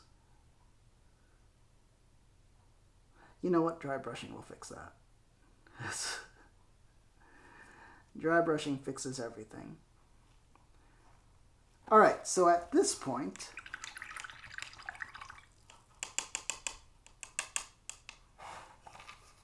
we are going to take some of the brown, and we are just going to cover this shovel handle, this entrenching tool.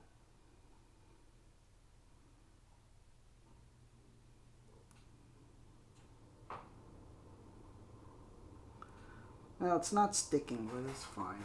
At least there's an indication of it. Germany moved a ton of material with horses and carriages. Yeah, I would imagine. I mean, all those AT guns and stuff look like they would be a pain to move around.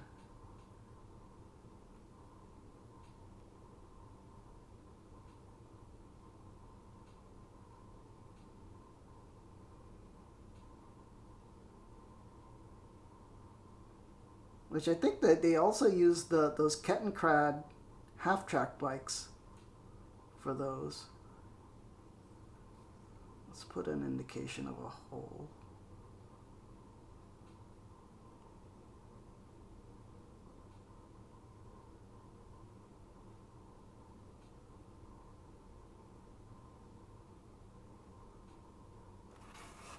Well, it's not perfect, but an indication is better than nothing.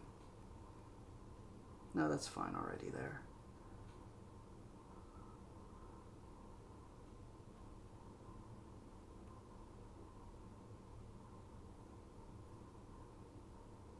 That's fine. That'll just, that'll dissolve. Not evaporate. Yeah. So yeah, horses, man. Horses in war have been like a thing forever. Oh, that movie was sad. What was that movie? War Horse? Yeah. Pretty good movie.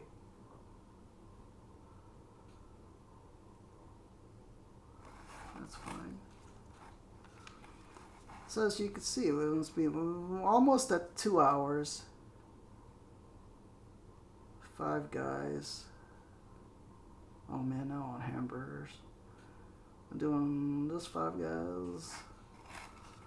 You know, we have a bunch more, but I'll do those tomorrow probably.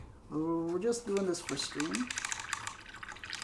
And get started on some infantry finally. Then we could start doing the beginner, what do you call it, scenarios in the book. Learn a little bit of the game. Okay, where's the other color? No. Nope. Okay, we'll do the gators in this pallid bone color. And then I think we got the majority of it done. Then we just have to clean up the bases. And then do the dry brushing.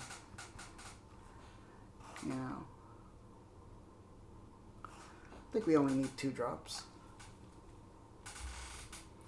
Oh, did you hear? Warlord Games is going to do, what do you call it? All the metal heavy weapons are going to be done in plastic now. So all those big AT guns, the heavy machine guns and teams, they're going to phase out the metal stuff. So that's good. Because those look, I know metal stuff is a pain to work with. Especially like the AT guns, you imagine they come all bent and stuff. You don't think you've had a single metal heavy weapon that wasn't broken on arrival? Exactly. I remember back in the day, a lot of Warhammer stuff came in metal. And like anything with a long barrel on it, the heavy guns were just a nuisance. Okay, yeah, this is the right color for gators.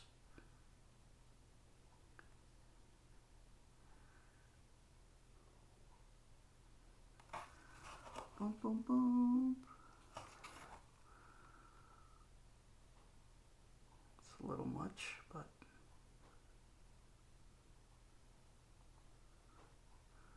oh, we didn't color that properly. Well, dry brushing will fix that.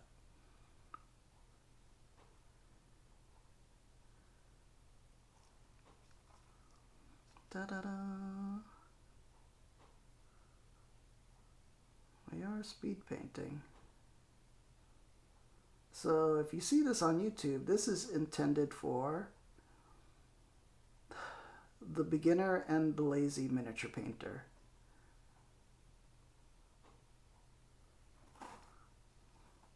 Well, you can get alright results. Not the best results, but it'll look fine when you play the game.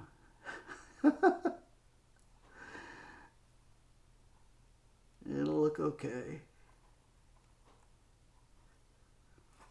See? He's getting there. I believe I painted over the gators here because it was like hard to see. Just imagine his gators are covered in mud. Alright.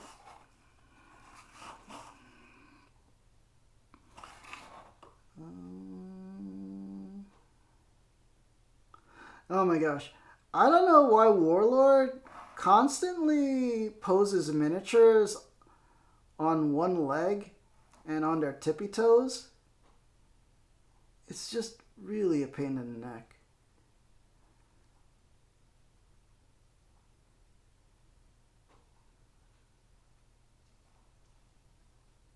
I mean, it's not too bad to glue, but man, this guy fell over so many times while trying to glue him on.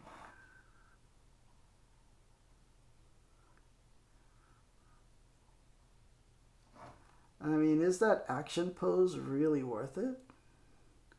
I don't think so.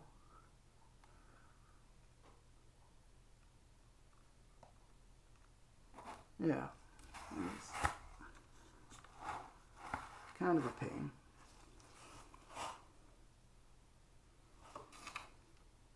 See, this guy too. What? Why not have him on solid footing and like he has to be on his tippy toes? This guy kept falling over too when I was trying to glue him.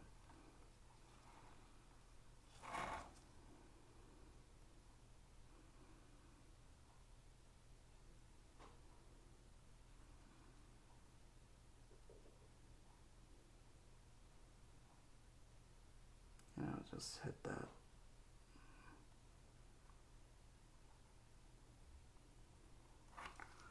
Boom, boom, boom.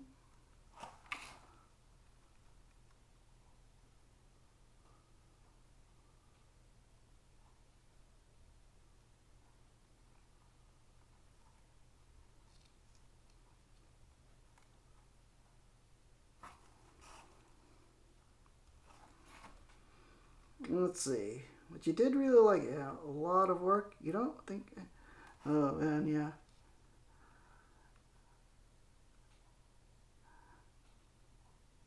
I mean, at this point, metal miniatures are. If I'm paying for metal miniatures, it's for nostalgia, not for, like, I don't know. I like it in some cases, but it's not like a preference.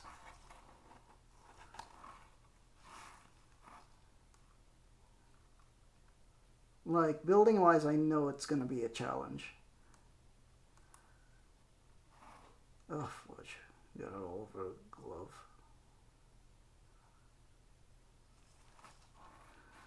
Alright. Let me just wipe the fingers. One more.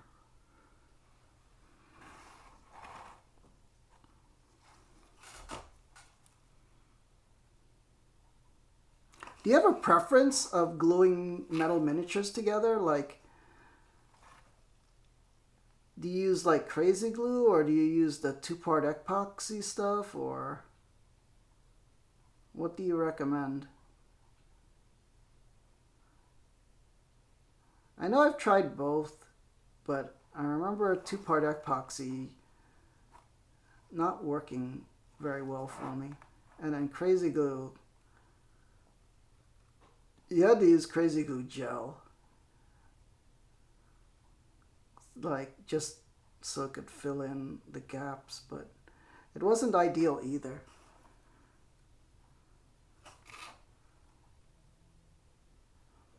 But also, back in the day, I'm also a lazy modeler, so I never pinned anything. So my metal minis would always fall apart. Not always, but they weren't the sturdiest built things for. Oh man.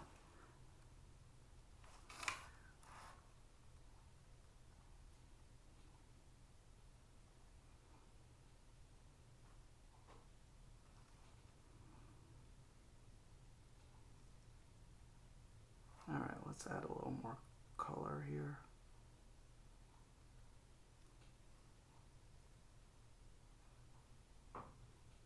Alright, I think I'm good with that. Okay, at this point we got our base coats down. We're waiting for the speed paints to dry a little more, because if you dry brush now, the chance that something is still wet will screw it up. So what we're gonna do is the bases. I'm gonna base coat the bases with, we're gonna use craft paint, burnt umber. I like to use cheap paints on bases and terrain.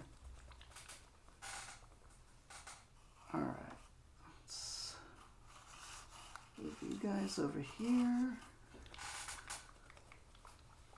Use CA glue and sometimes some baking soda. I used the baking soda trick for the first time yesterday. I had a cyberpunk miniature that just would not glue. The thing is, here, let me go grab it.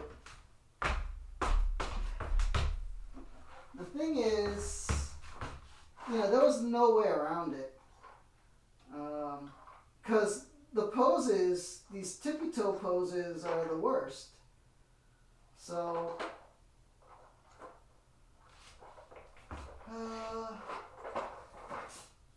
here it is.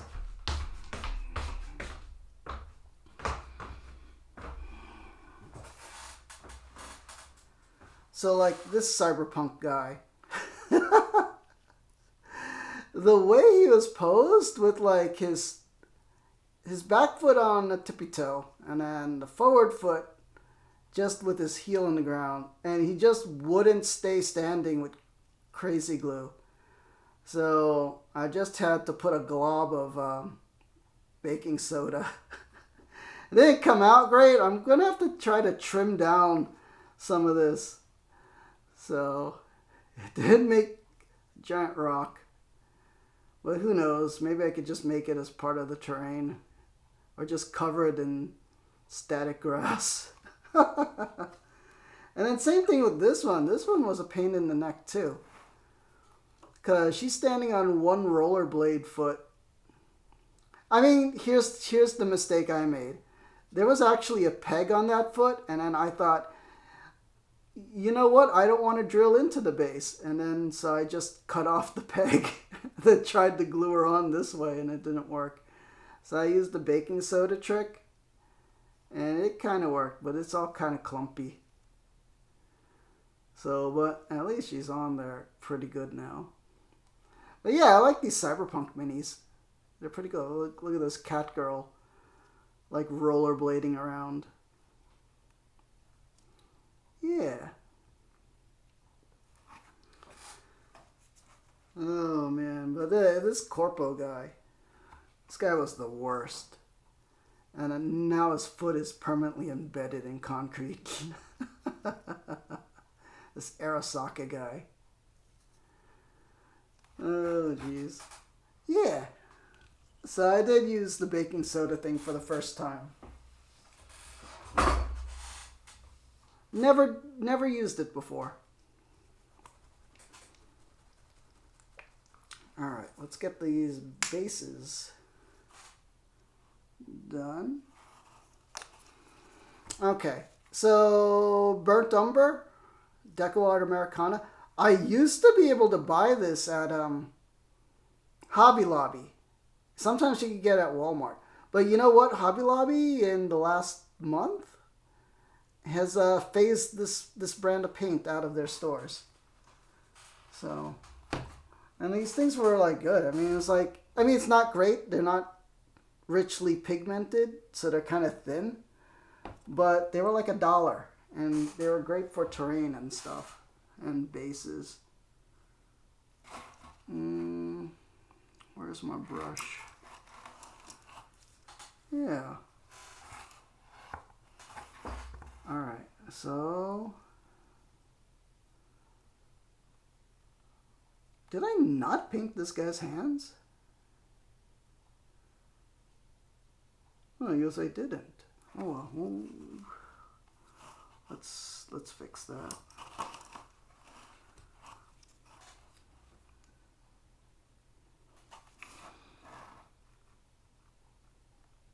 I think I did. It just like didn't stick. Well, that's a little too much, but dry brushing fixes everything.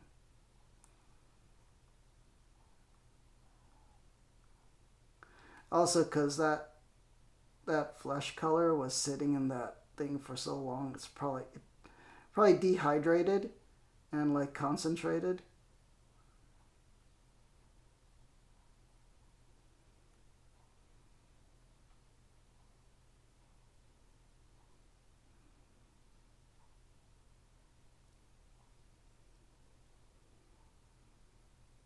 Okay, that's fine. We're not going for perfection. Like, we can't. Well, just not good enough. So we go with what we can do. Okay. So our bases, we've texture painted them, but you can't just leave texture paint. You do have to paint over it. So that's why I don't understand why people buy specific colors of texture paint.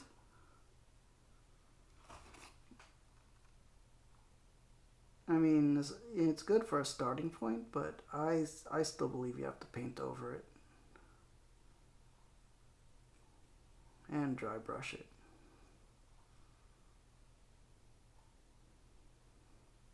Oh, fudge. Well, you know what? Whatever. It's mud. Everything's gonna get muddy. Da-da-dum.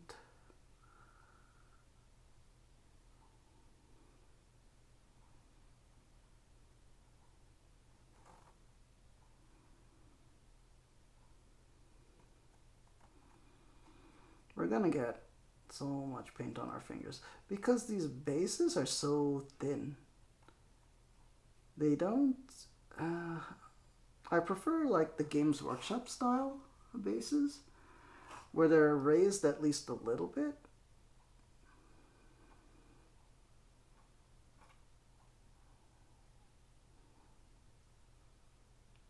But I mean, these do use up less plastic, but I feel like the savings are...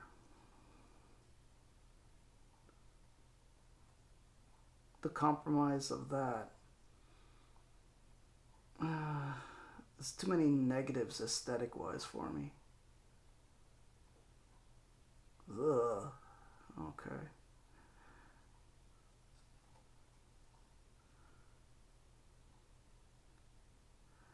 Okay. Doesn't look great, but I got so much paint on my finger. Wipe off some of that.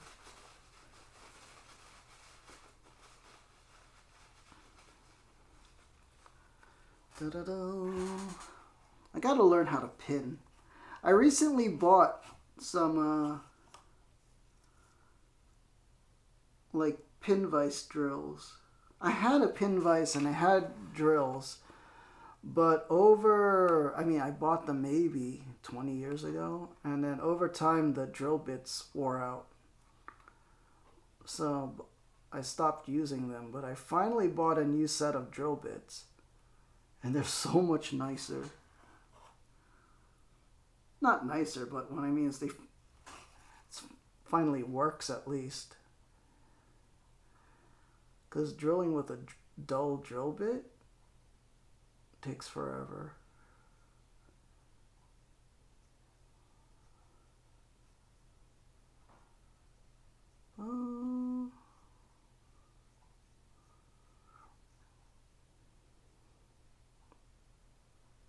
Oh man, fudge. So hard to see.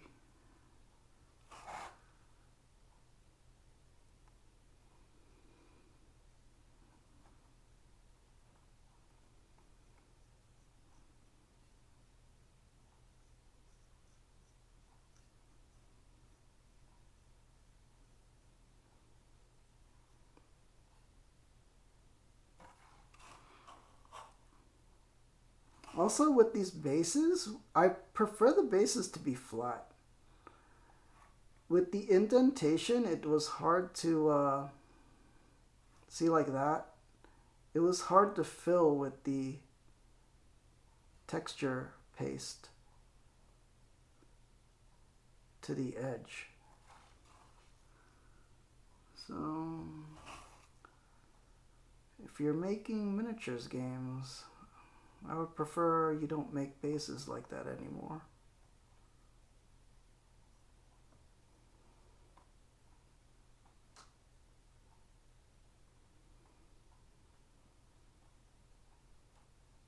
I remember, what was it? Malifaux had bases like that. War Machine, Hordes.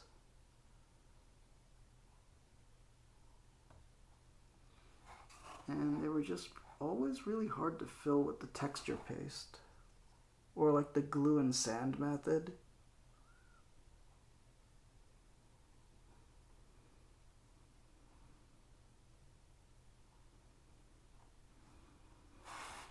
Okay, that's fine.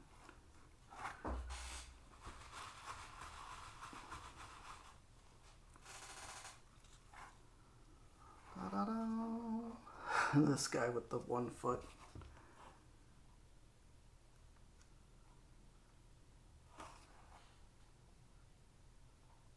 Wait a minute. Oh man, I didn't put any texture paste on this guy. Fudge. Alright, well, we're gonna have to do that. How did I miss that? Alright, the one guy I didn't texture paste.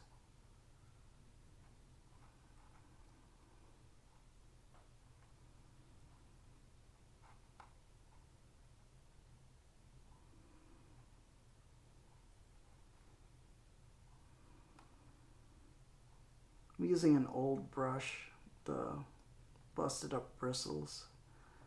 You don't want to use your nice brush on like a textured surface like this. It's just going to screw up the tip.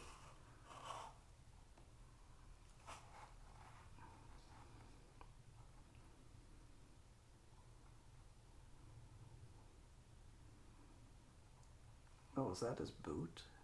I didn't even notice. Alright.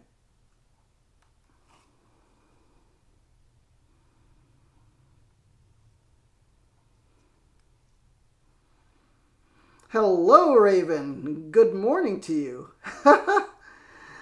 Yeah, sorry. I am painting World War II guys. This is a guy with a bazooka. See? Yeah. Welcome. Let me just finish painting this base, but good morning to you. How's your day today? You got classes this morning? Or heading off to work? Oh, I got paint all over my fingers. Yeah. Yeah. You just started your day? Yeah, it's super early here. What time is it now? It's like 2:15 a.m. here. I imagine it's 7 in the morning for you? Yeah. Raven all the way in France. Da-da-dum. So I am really enjoying these World War II figures to paint up. I'm not doing a great job on it, but it's good enough for me.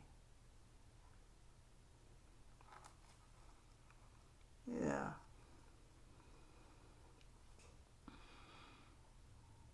Alright. Let me wipe that off. But yeah, good morning to you, Raven. And a big Peacekeepers salute to you. Peace angels in the chat. May the angels protect and guide you. You're so hyped for Monday's update in World of Warships? Yeah. Oh, man. I don't think I'll buy the campaign. I want to because it's got a Japanese battleship, but I just don't have the time lately to grind out, the whole campaign, I don't think. I am excited about Azure Lane, but usually the Azure Lane stuff they don't put in the first week of the campaign. So instead of spending $10 on the campaign, I'll probably just see if there's anything cool to buy with the new Azure Lane update. Yeah. It's probably not out this week, maybe next week. For now, they're probably doing Japanese Golden Week and probably the Roman stuff. But we'll see. Yeah. I know. Azure Lane. I can't believe I didn't texture paste this. Alright. We do what we can do. See, here's another World War II guy I painted. Oh man, I didn't paint this. Alright. I'll fix that afterwards. I can't fix everything right away. You gotta focus on what we're doing. And right now we're painting the base. Any particular thing you're excited for in the new updates? Oh man. Oh, I definitely want to do the calendar guys.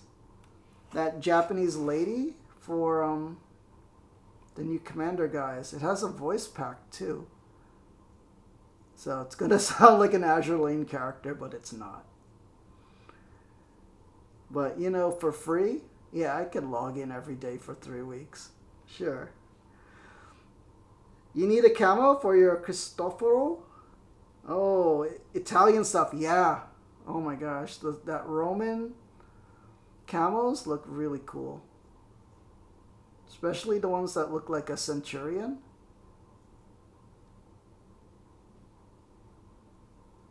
Really cool.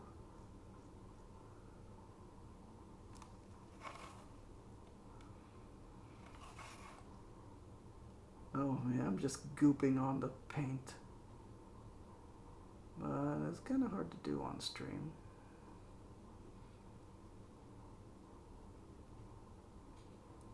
It's also hard to center it on camera because I'm trying to hold it there.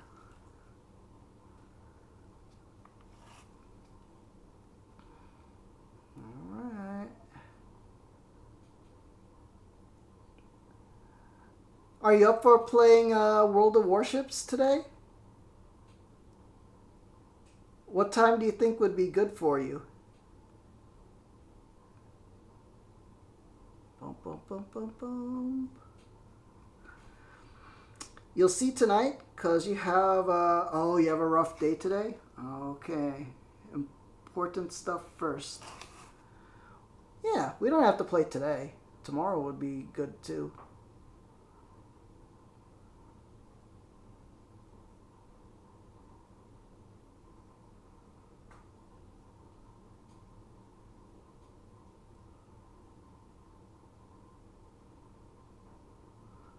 Sometimes the texture paint makes it difficult.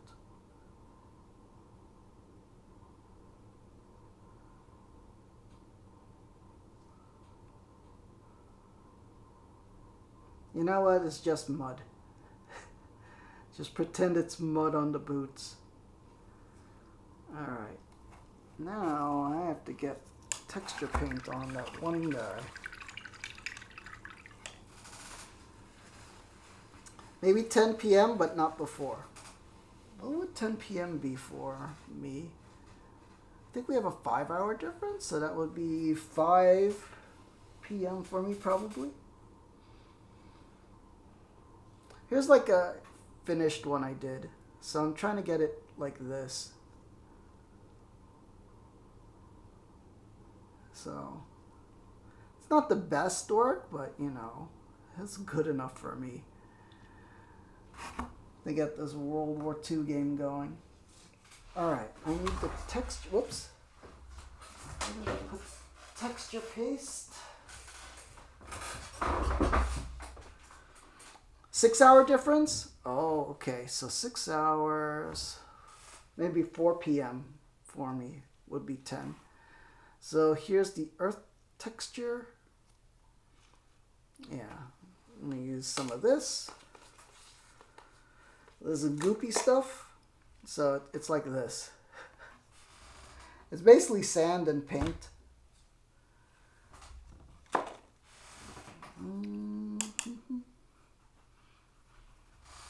Because apparently I forgot to put some on this guy. Okay, let's do that. Okay.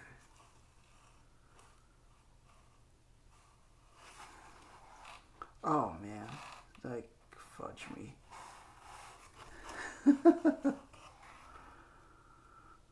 got it on his helmet.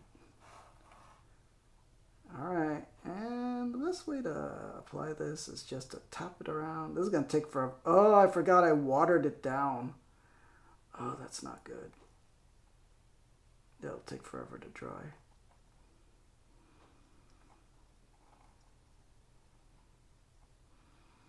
Well, whatever. Is there a part that didn't get watered down?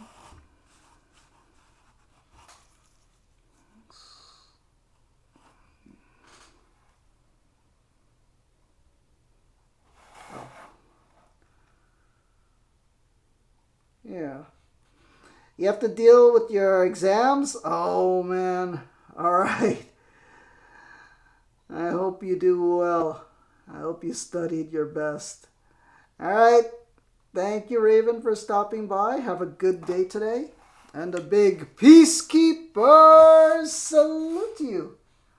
Peace angels in the chat. May the angels protect and guide you. Oh, man. College exams. That's terrible. Oh, where's the texture?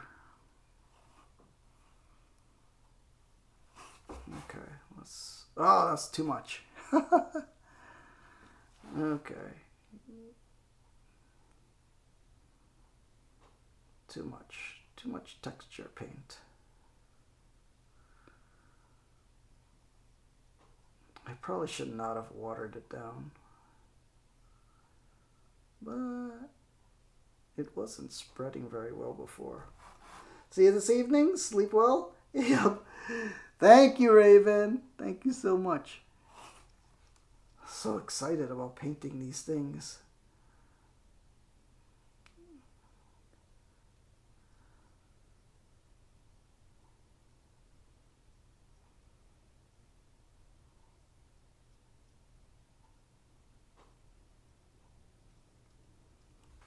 Yeah, I put way too much water in here.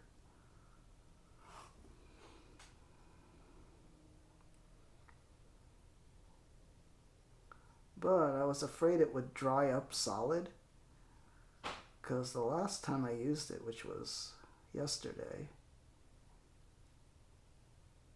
it was like it was almost turning solid.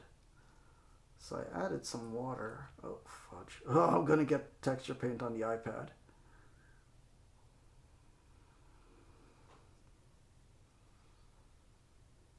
Okay. Alright, so let's just leave it like that. Alright, I am going to have to clean up because this is a mess. We got to change that water too. Alright, be right back. Let me clean off the brush, gloves, change the water.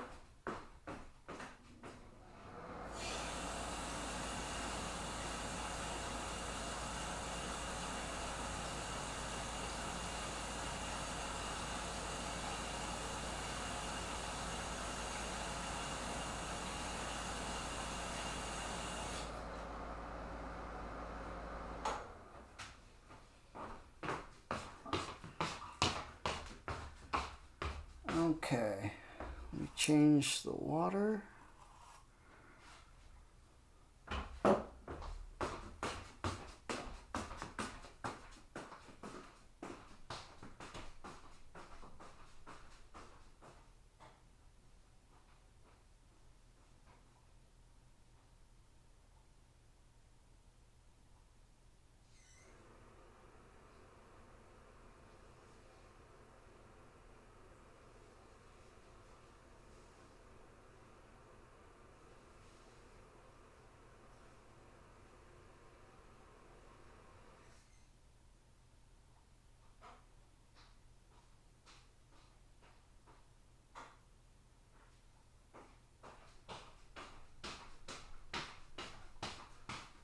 Alright, for now, let's take a quick break. I wonder if that texture paste will dry enough. Let me put the cap on.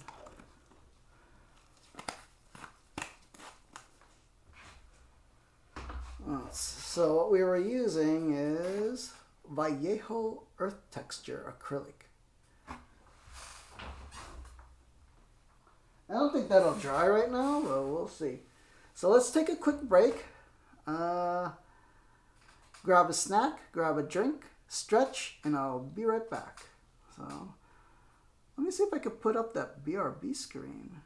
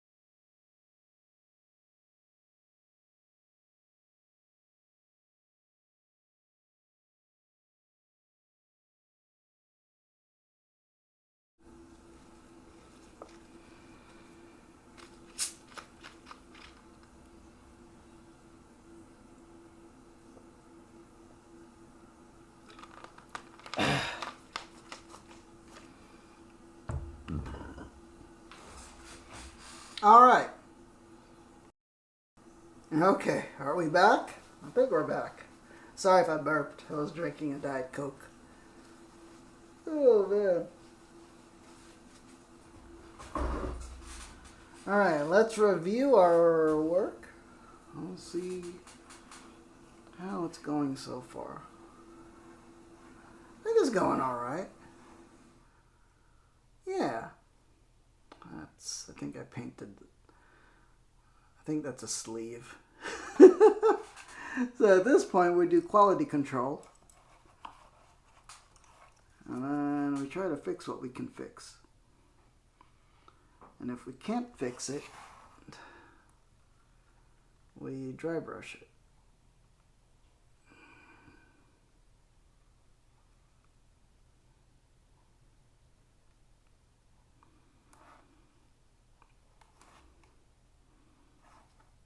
Yeah. We try to fix whatever small things we could do.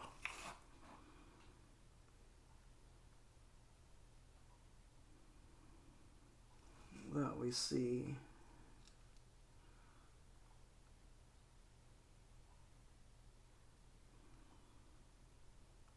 Okay. Oh, the axe. Okay.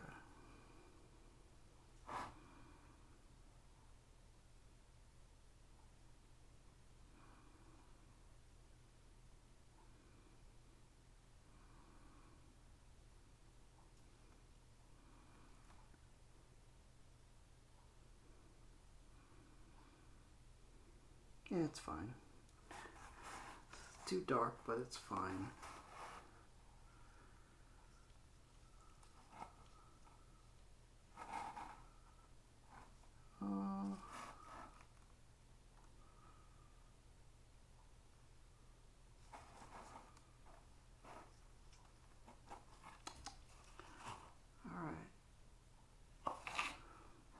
Da-da-dum.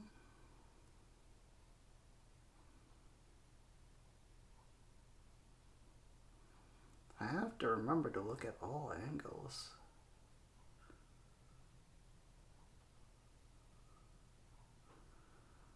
Oh, that's the wrong color, but you know what? Whatever.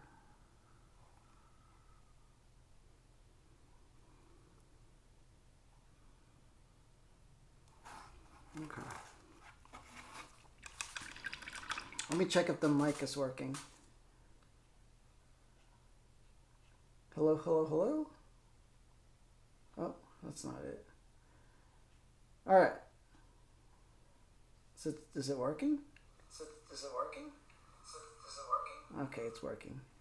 You know, sometimes I don't know what I'm doing, but you know, we're trying. You know. Okay, we are quality controlling. Ooh, there was so much I did not paint on this. Okay, that's fine. You know, we gotta look underneath the model sometimes. Gotta look from all angles. But you know what? They won't see this part, so it's fine. This crotchetal region. Okay.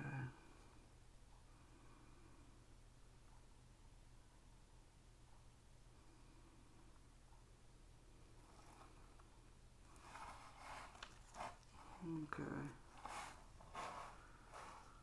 Quality control.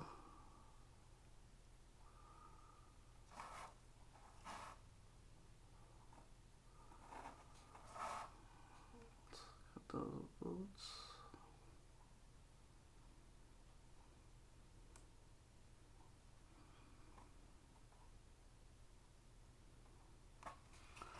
Da da da, bum bum bum bum. Do do do do do.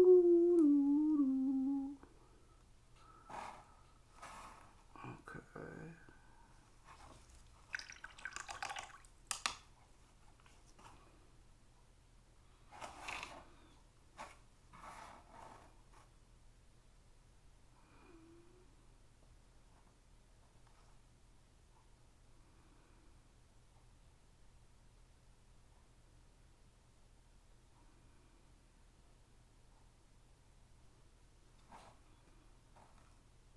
Okay. Did I get the helmets under these guys too?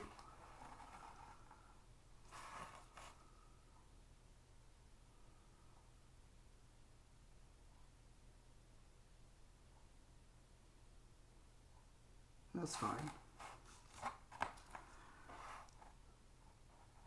Ooh, we didn't do that face part.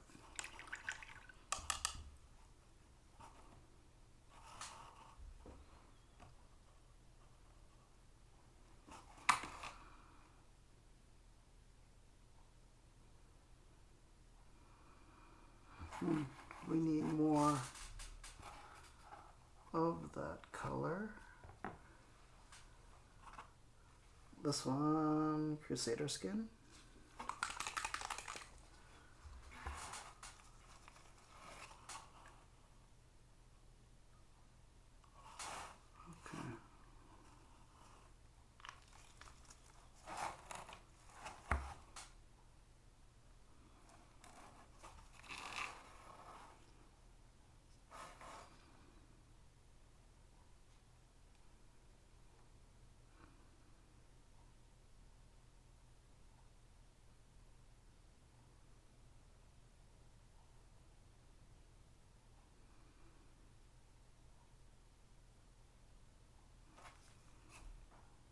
Yeah, it's fine. This guy.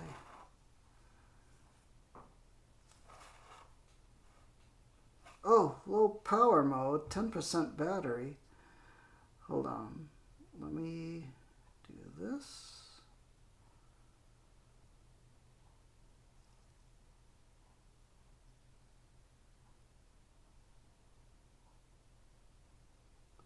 And then let me grab the power cord. Alright, let me grab the power cord. I'll plug in the iPad so I can get a little more power.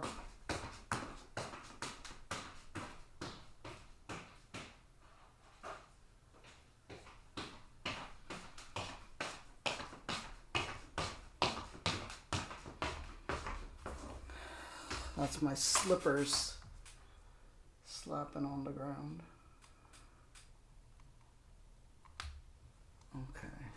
power cord.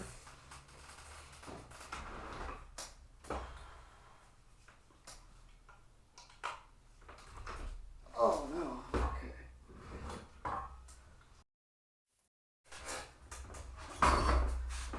Alright, it looks like it's charging.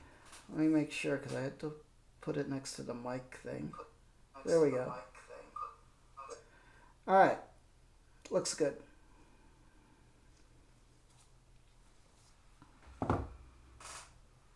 Alright, what else are we painting? This guy. Alright. His base is still drying from the texture paint.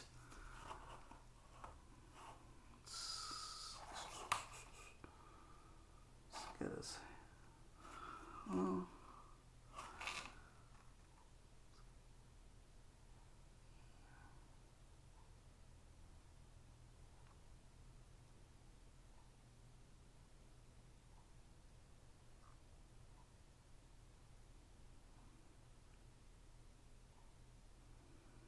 Alright, looks fine.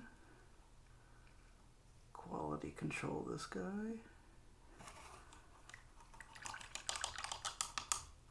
Oh, I wish it wouldn't keep readjusting the...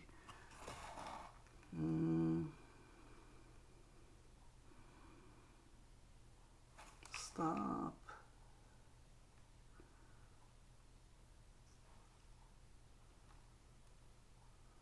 Alright, that looks fine.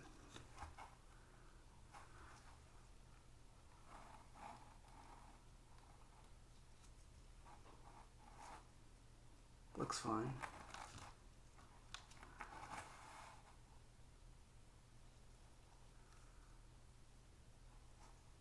Let's get this one done.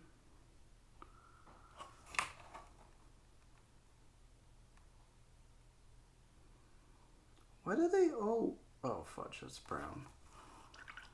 You know, it's okay. It's wall paint.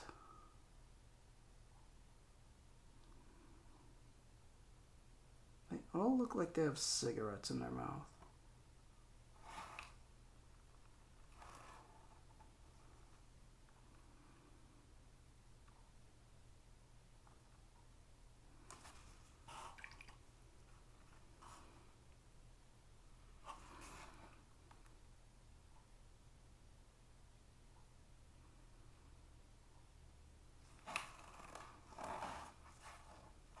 Okay.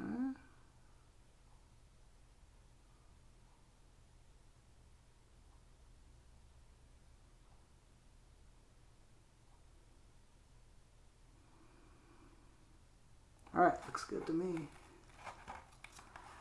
This first guy. Okay.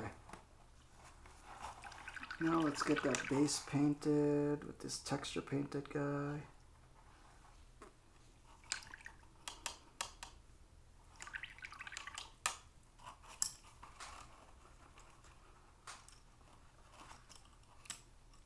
Okay, is the paint still good here?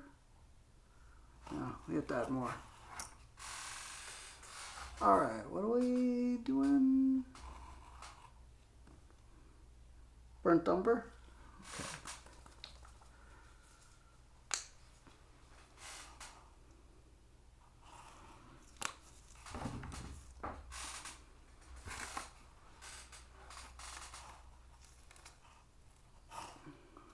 Where is he? No, not that guy. It's the 1 foot guy. This guy? Yeah.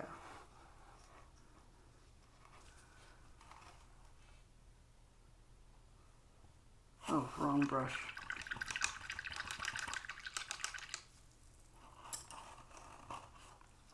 Okay. We still have to paint the bottoms of the bases. I know some people don't, but... Oh, fudge, I got too much. But I do paint the bottoms of the bases.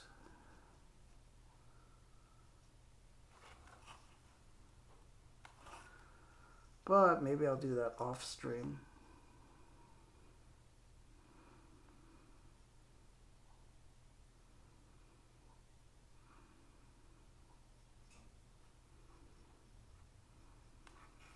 How are we doing on time? 2 hours 35. Not bad. Imagine I thought I could do all 12 guys. 5 is tough enough.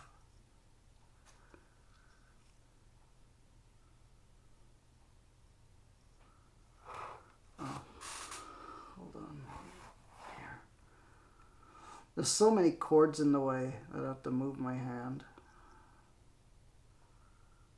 Because there's a cord for the microphone, a cord for the power, a cord for the lights. It's hard to move my hands around all of them.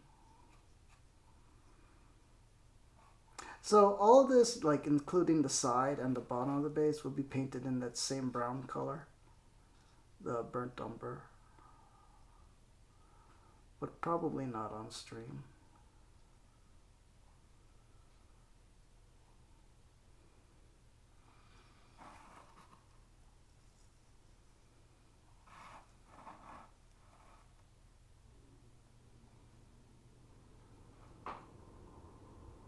Okay.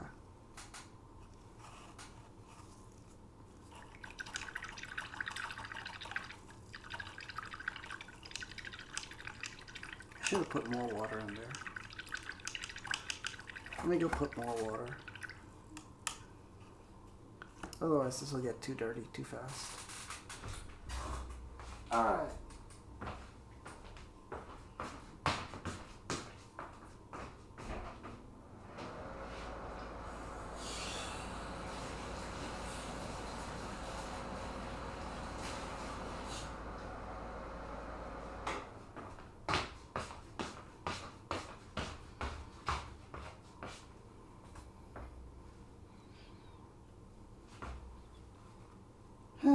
It's a jumble of power cords here.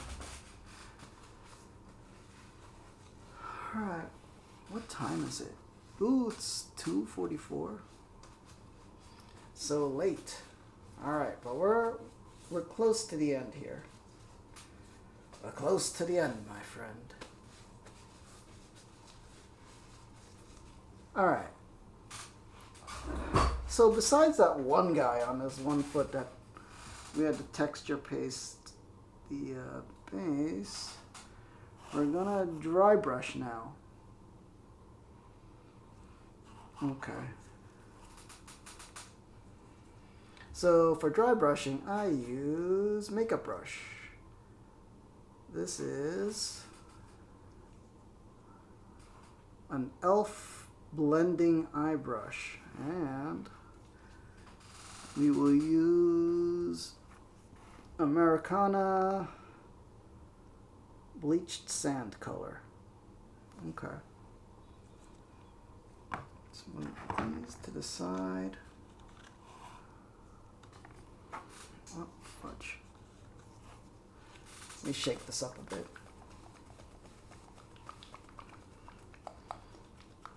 I wonder if I should use the smaller dry brush.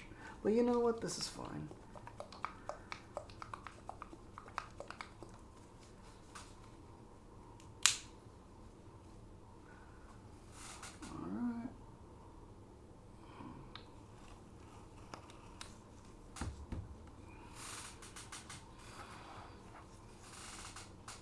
Alright, let's move this out of the way.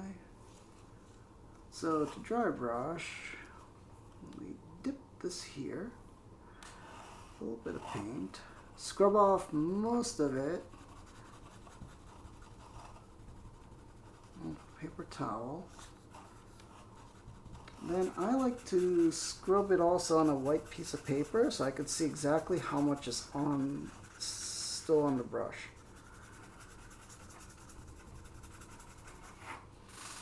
Okay. Let's get this guy, and we're gonna dry brush, and dry brushing should fix everything.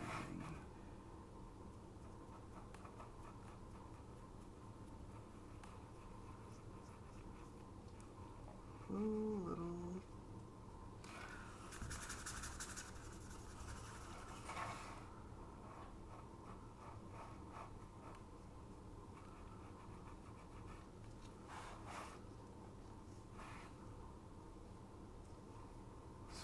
focus.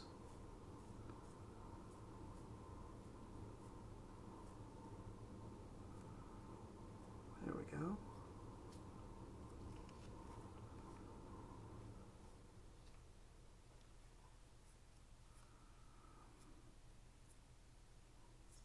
See, and because this Americana color is very lightly pigmented, so it's almost transparent, and we're basically just able to highlight every color at the same time. We don't want to overdo it, so very lightly, very lightly.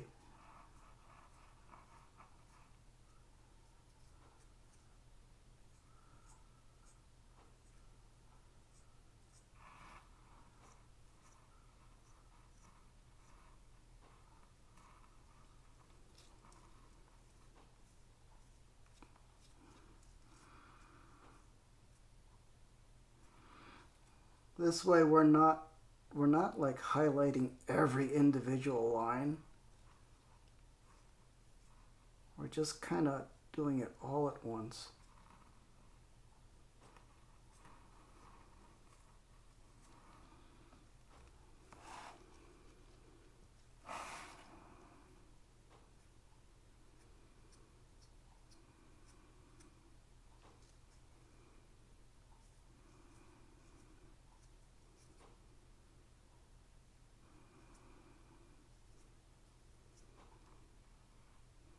See?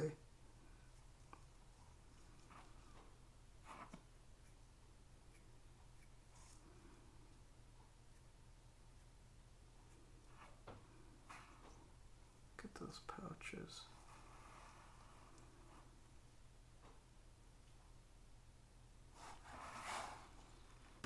And that slap chop.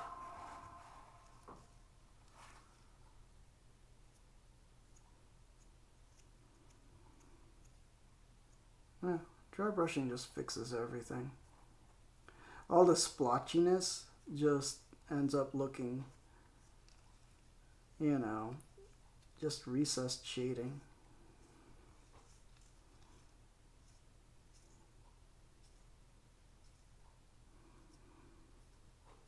All that camo netting on the helmet just gets picked out.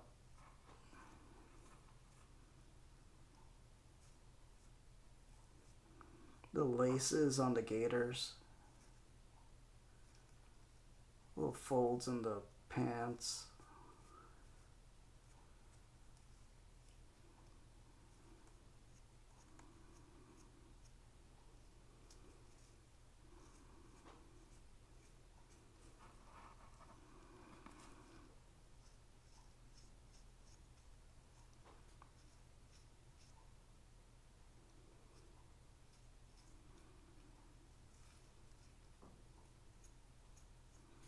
And the fingers.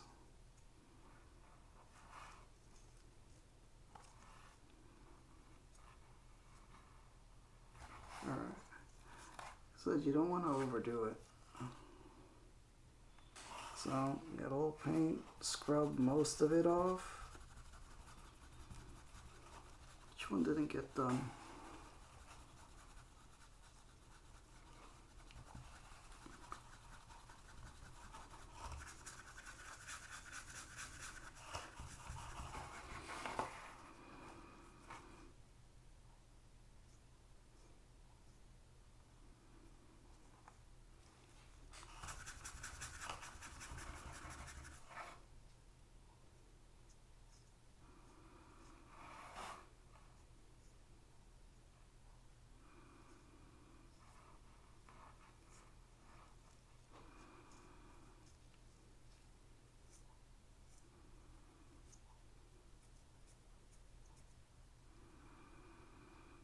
I feel like I didn't paint that properly, but it's fine.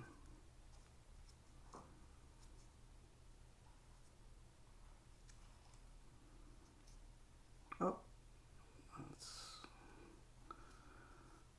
It's whatever.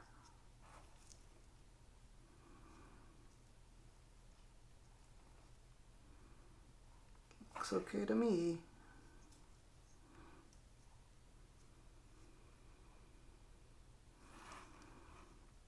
See? All the folds get highlighted.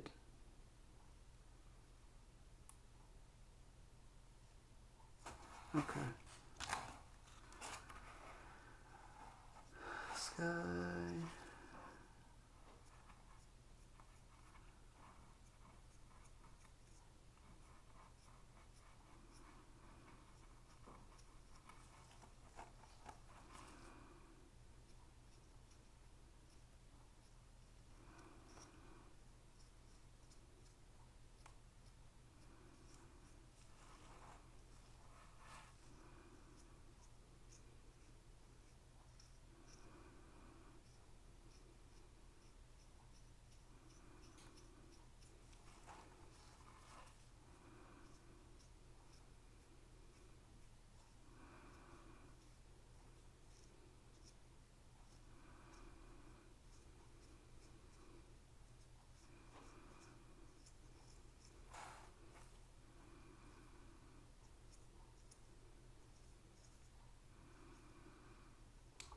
Oh, jeez.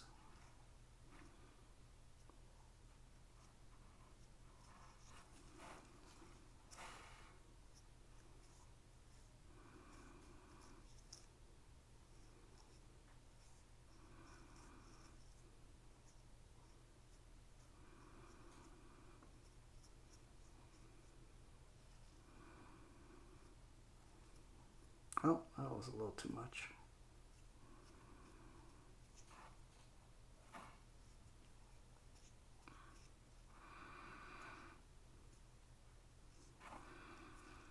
All right.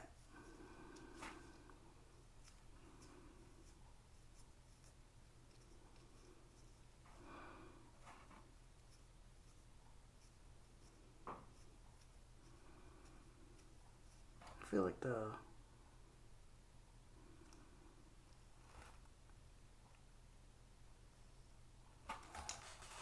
think the dry brush is a little too dry.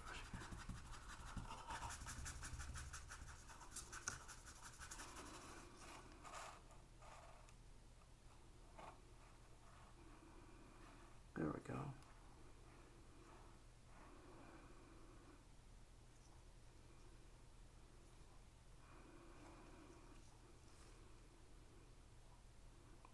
That side's fine. See, there we go. Okay. Yeah, dry brushing fixes everything. It makes it look like you painted more detail than you actually did. So it's a hobby cheat, but it's fine. It's fine for me. I like doing it. So now we have to dry brush the base. In order to do that, we need an even smaller brush. So we're going to use this one. The one we use to do the bases. So we want dry brushing on the texture paste. So that one, I have to do like this. It's the same thing, but instead of using the makeup brush, we're using a very small brush because we need to just get right in there.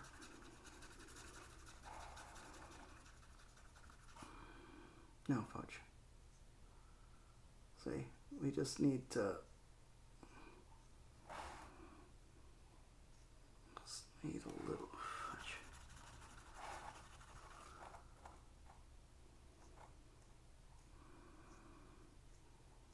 We need the tips of the texture to be dry brushed. And the big dry brush doesn't get in there between the legs.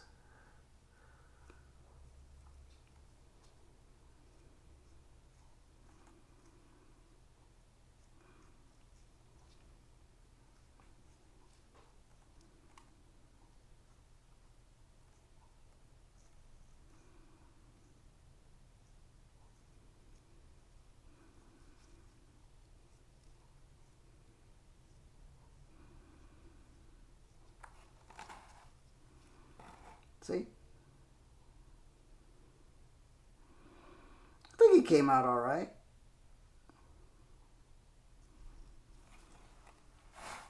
Okay.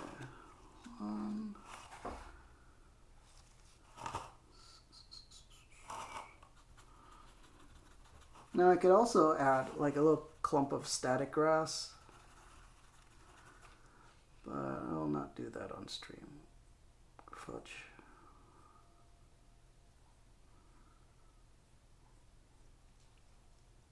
Oh, you can see little bits of dry paint flicking off.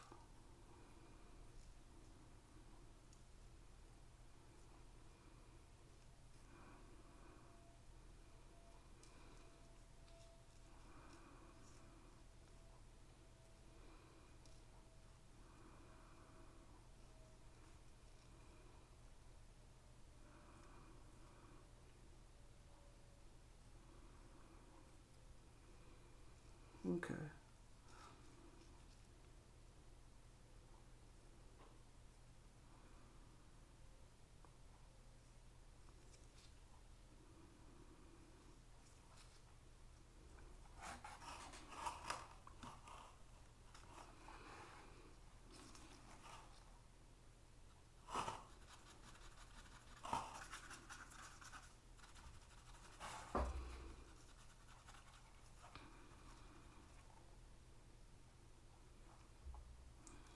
Mm-hmm.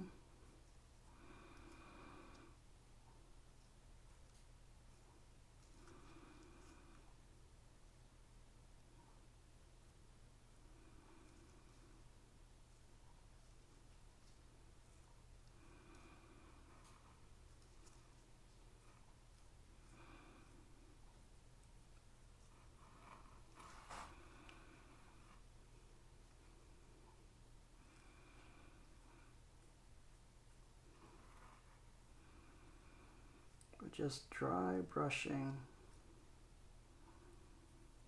to get some light pigment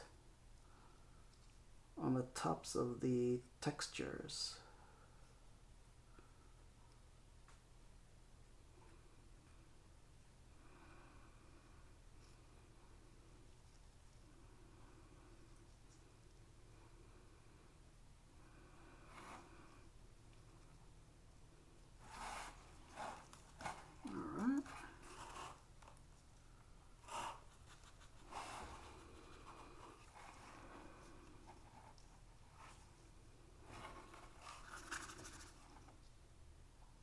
Oh, fudge. Fudge.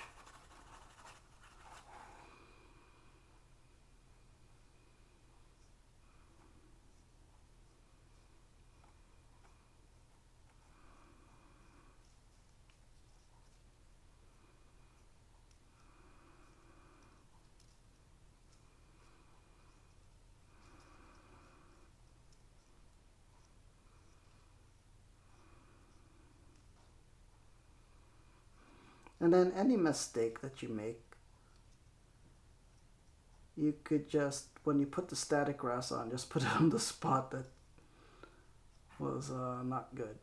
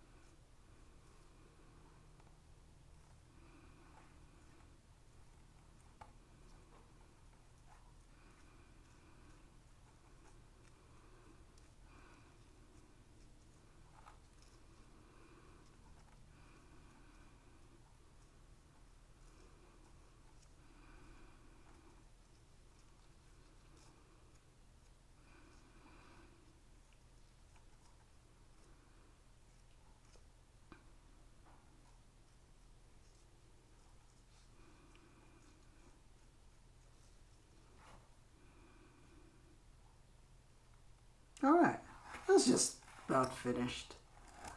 Alright, those are all of them? Those are all of them. And then I would paint the bottom. I probably would have done that before, but just to show. I mean, oh wait, there's still some here. Like,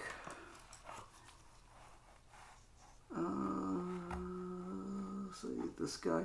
Here's the problem. If you, because this paint is so thin, this burnt umber, it works fine on the texture paint. But if you go like this, see how it gets streaky? And it hardly gets any pigment, because the pigment is not great on these Americana paints. Not a problem if you're using good paints. See how it gets all streaky? So what I do is stipple. Stipple, stipple, stipple. And you do a couple of layers of that, and it works out fine.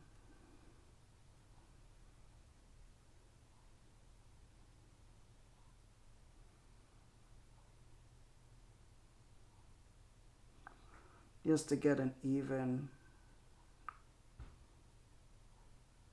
Just heard noise outside. Just not good. It's like 3 a.m. Why would I hear noise outside in the neighborhood? It's like a car door slamming. Somebody got home late. Just stipple on.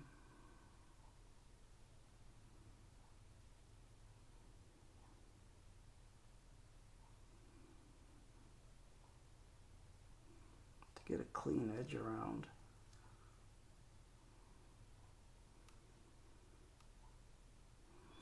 If you like, you know, brush on the sides, it gets streaky.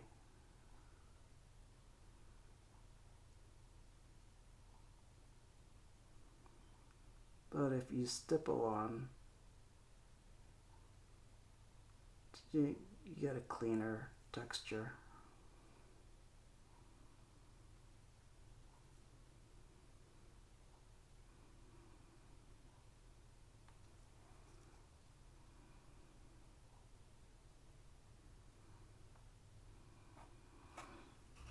Okay.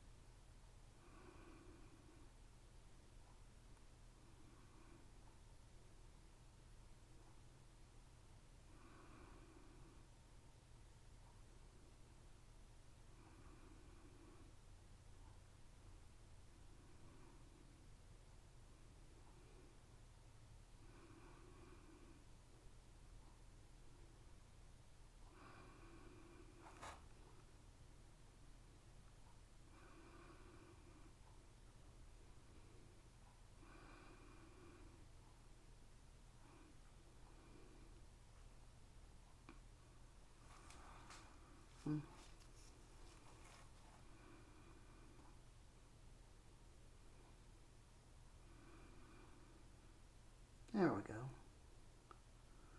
And then I would call this one finished. Now you wouldn't, you would like let this dry, like, you know, laying on its side, because if you put it flat on the paper, that paint is still wet. It's going to be glued down to that paper. When you pull it up, paper is going to be stuck to it. So you don't want to do that. Just let that dry.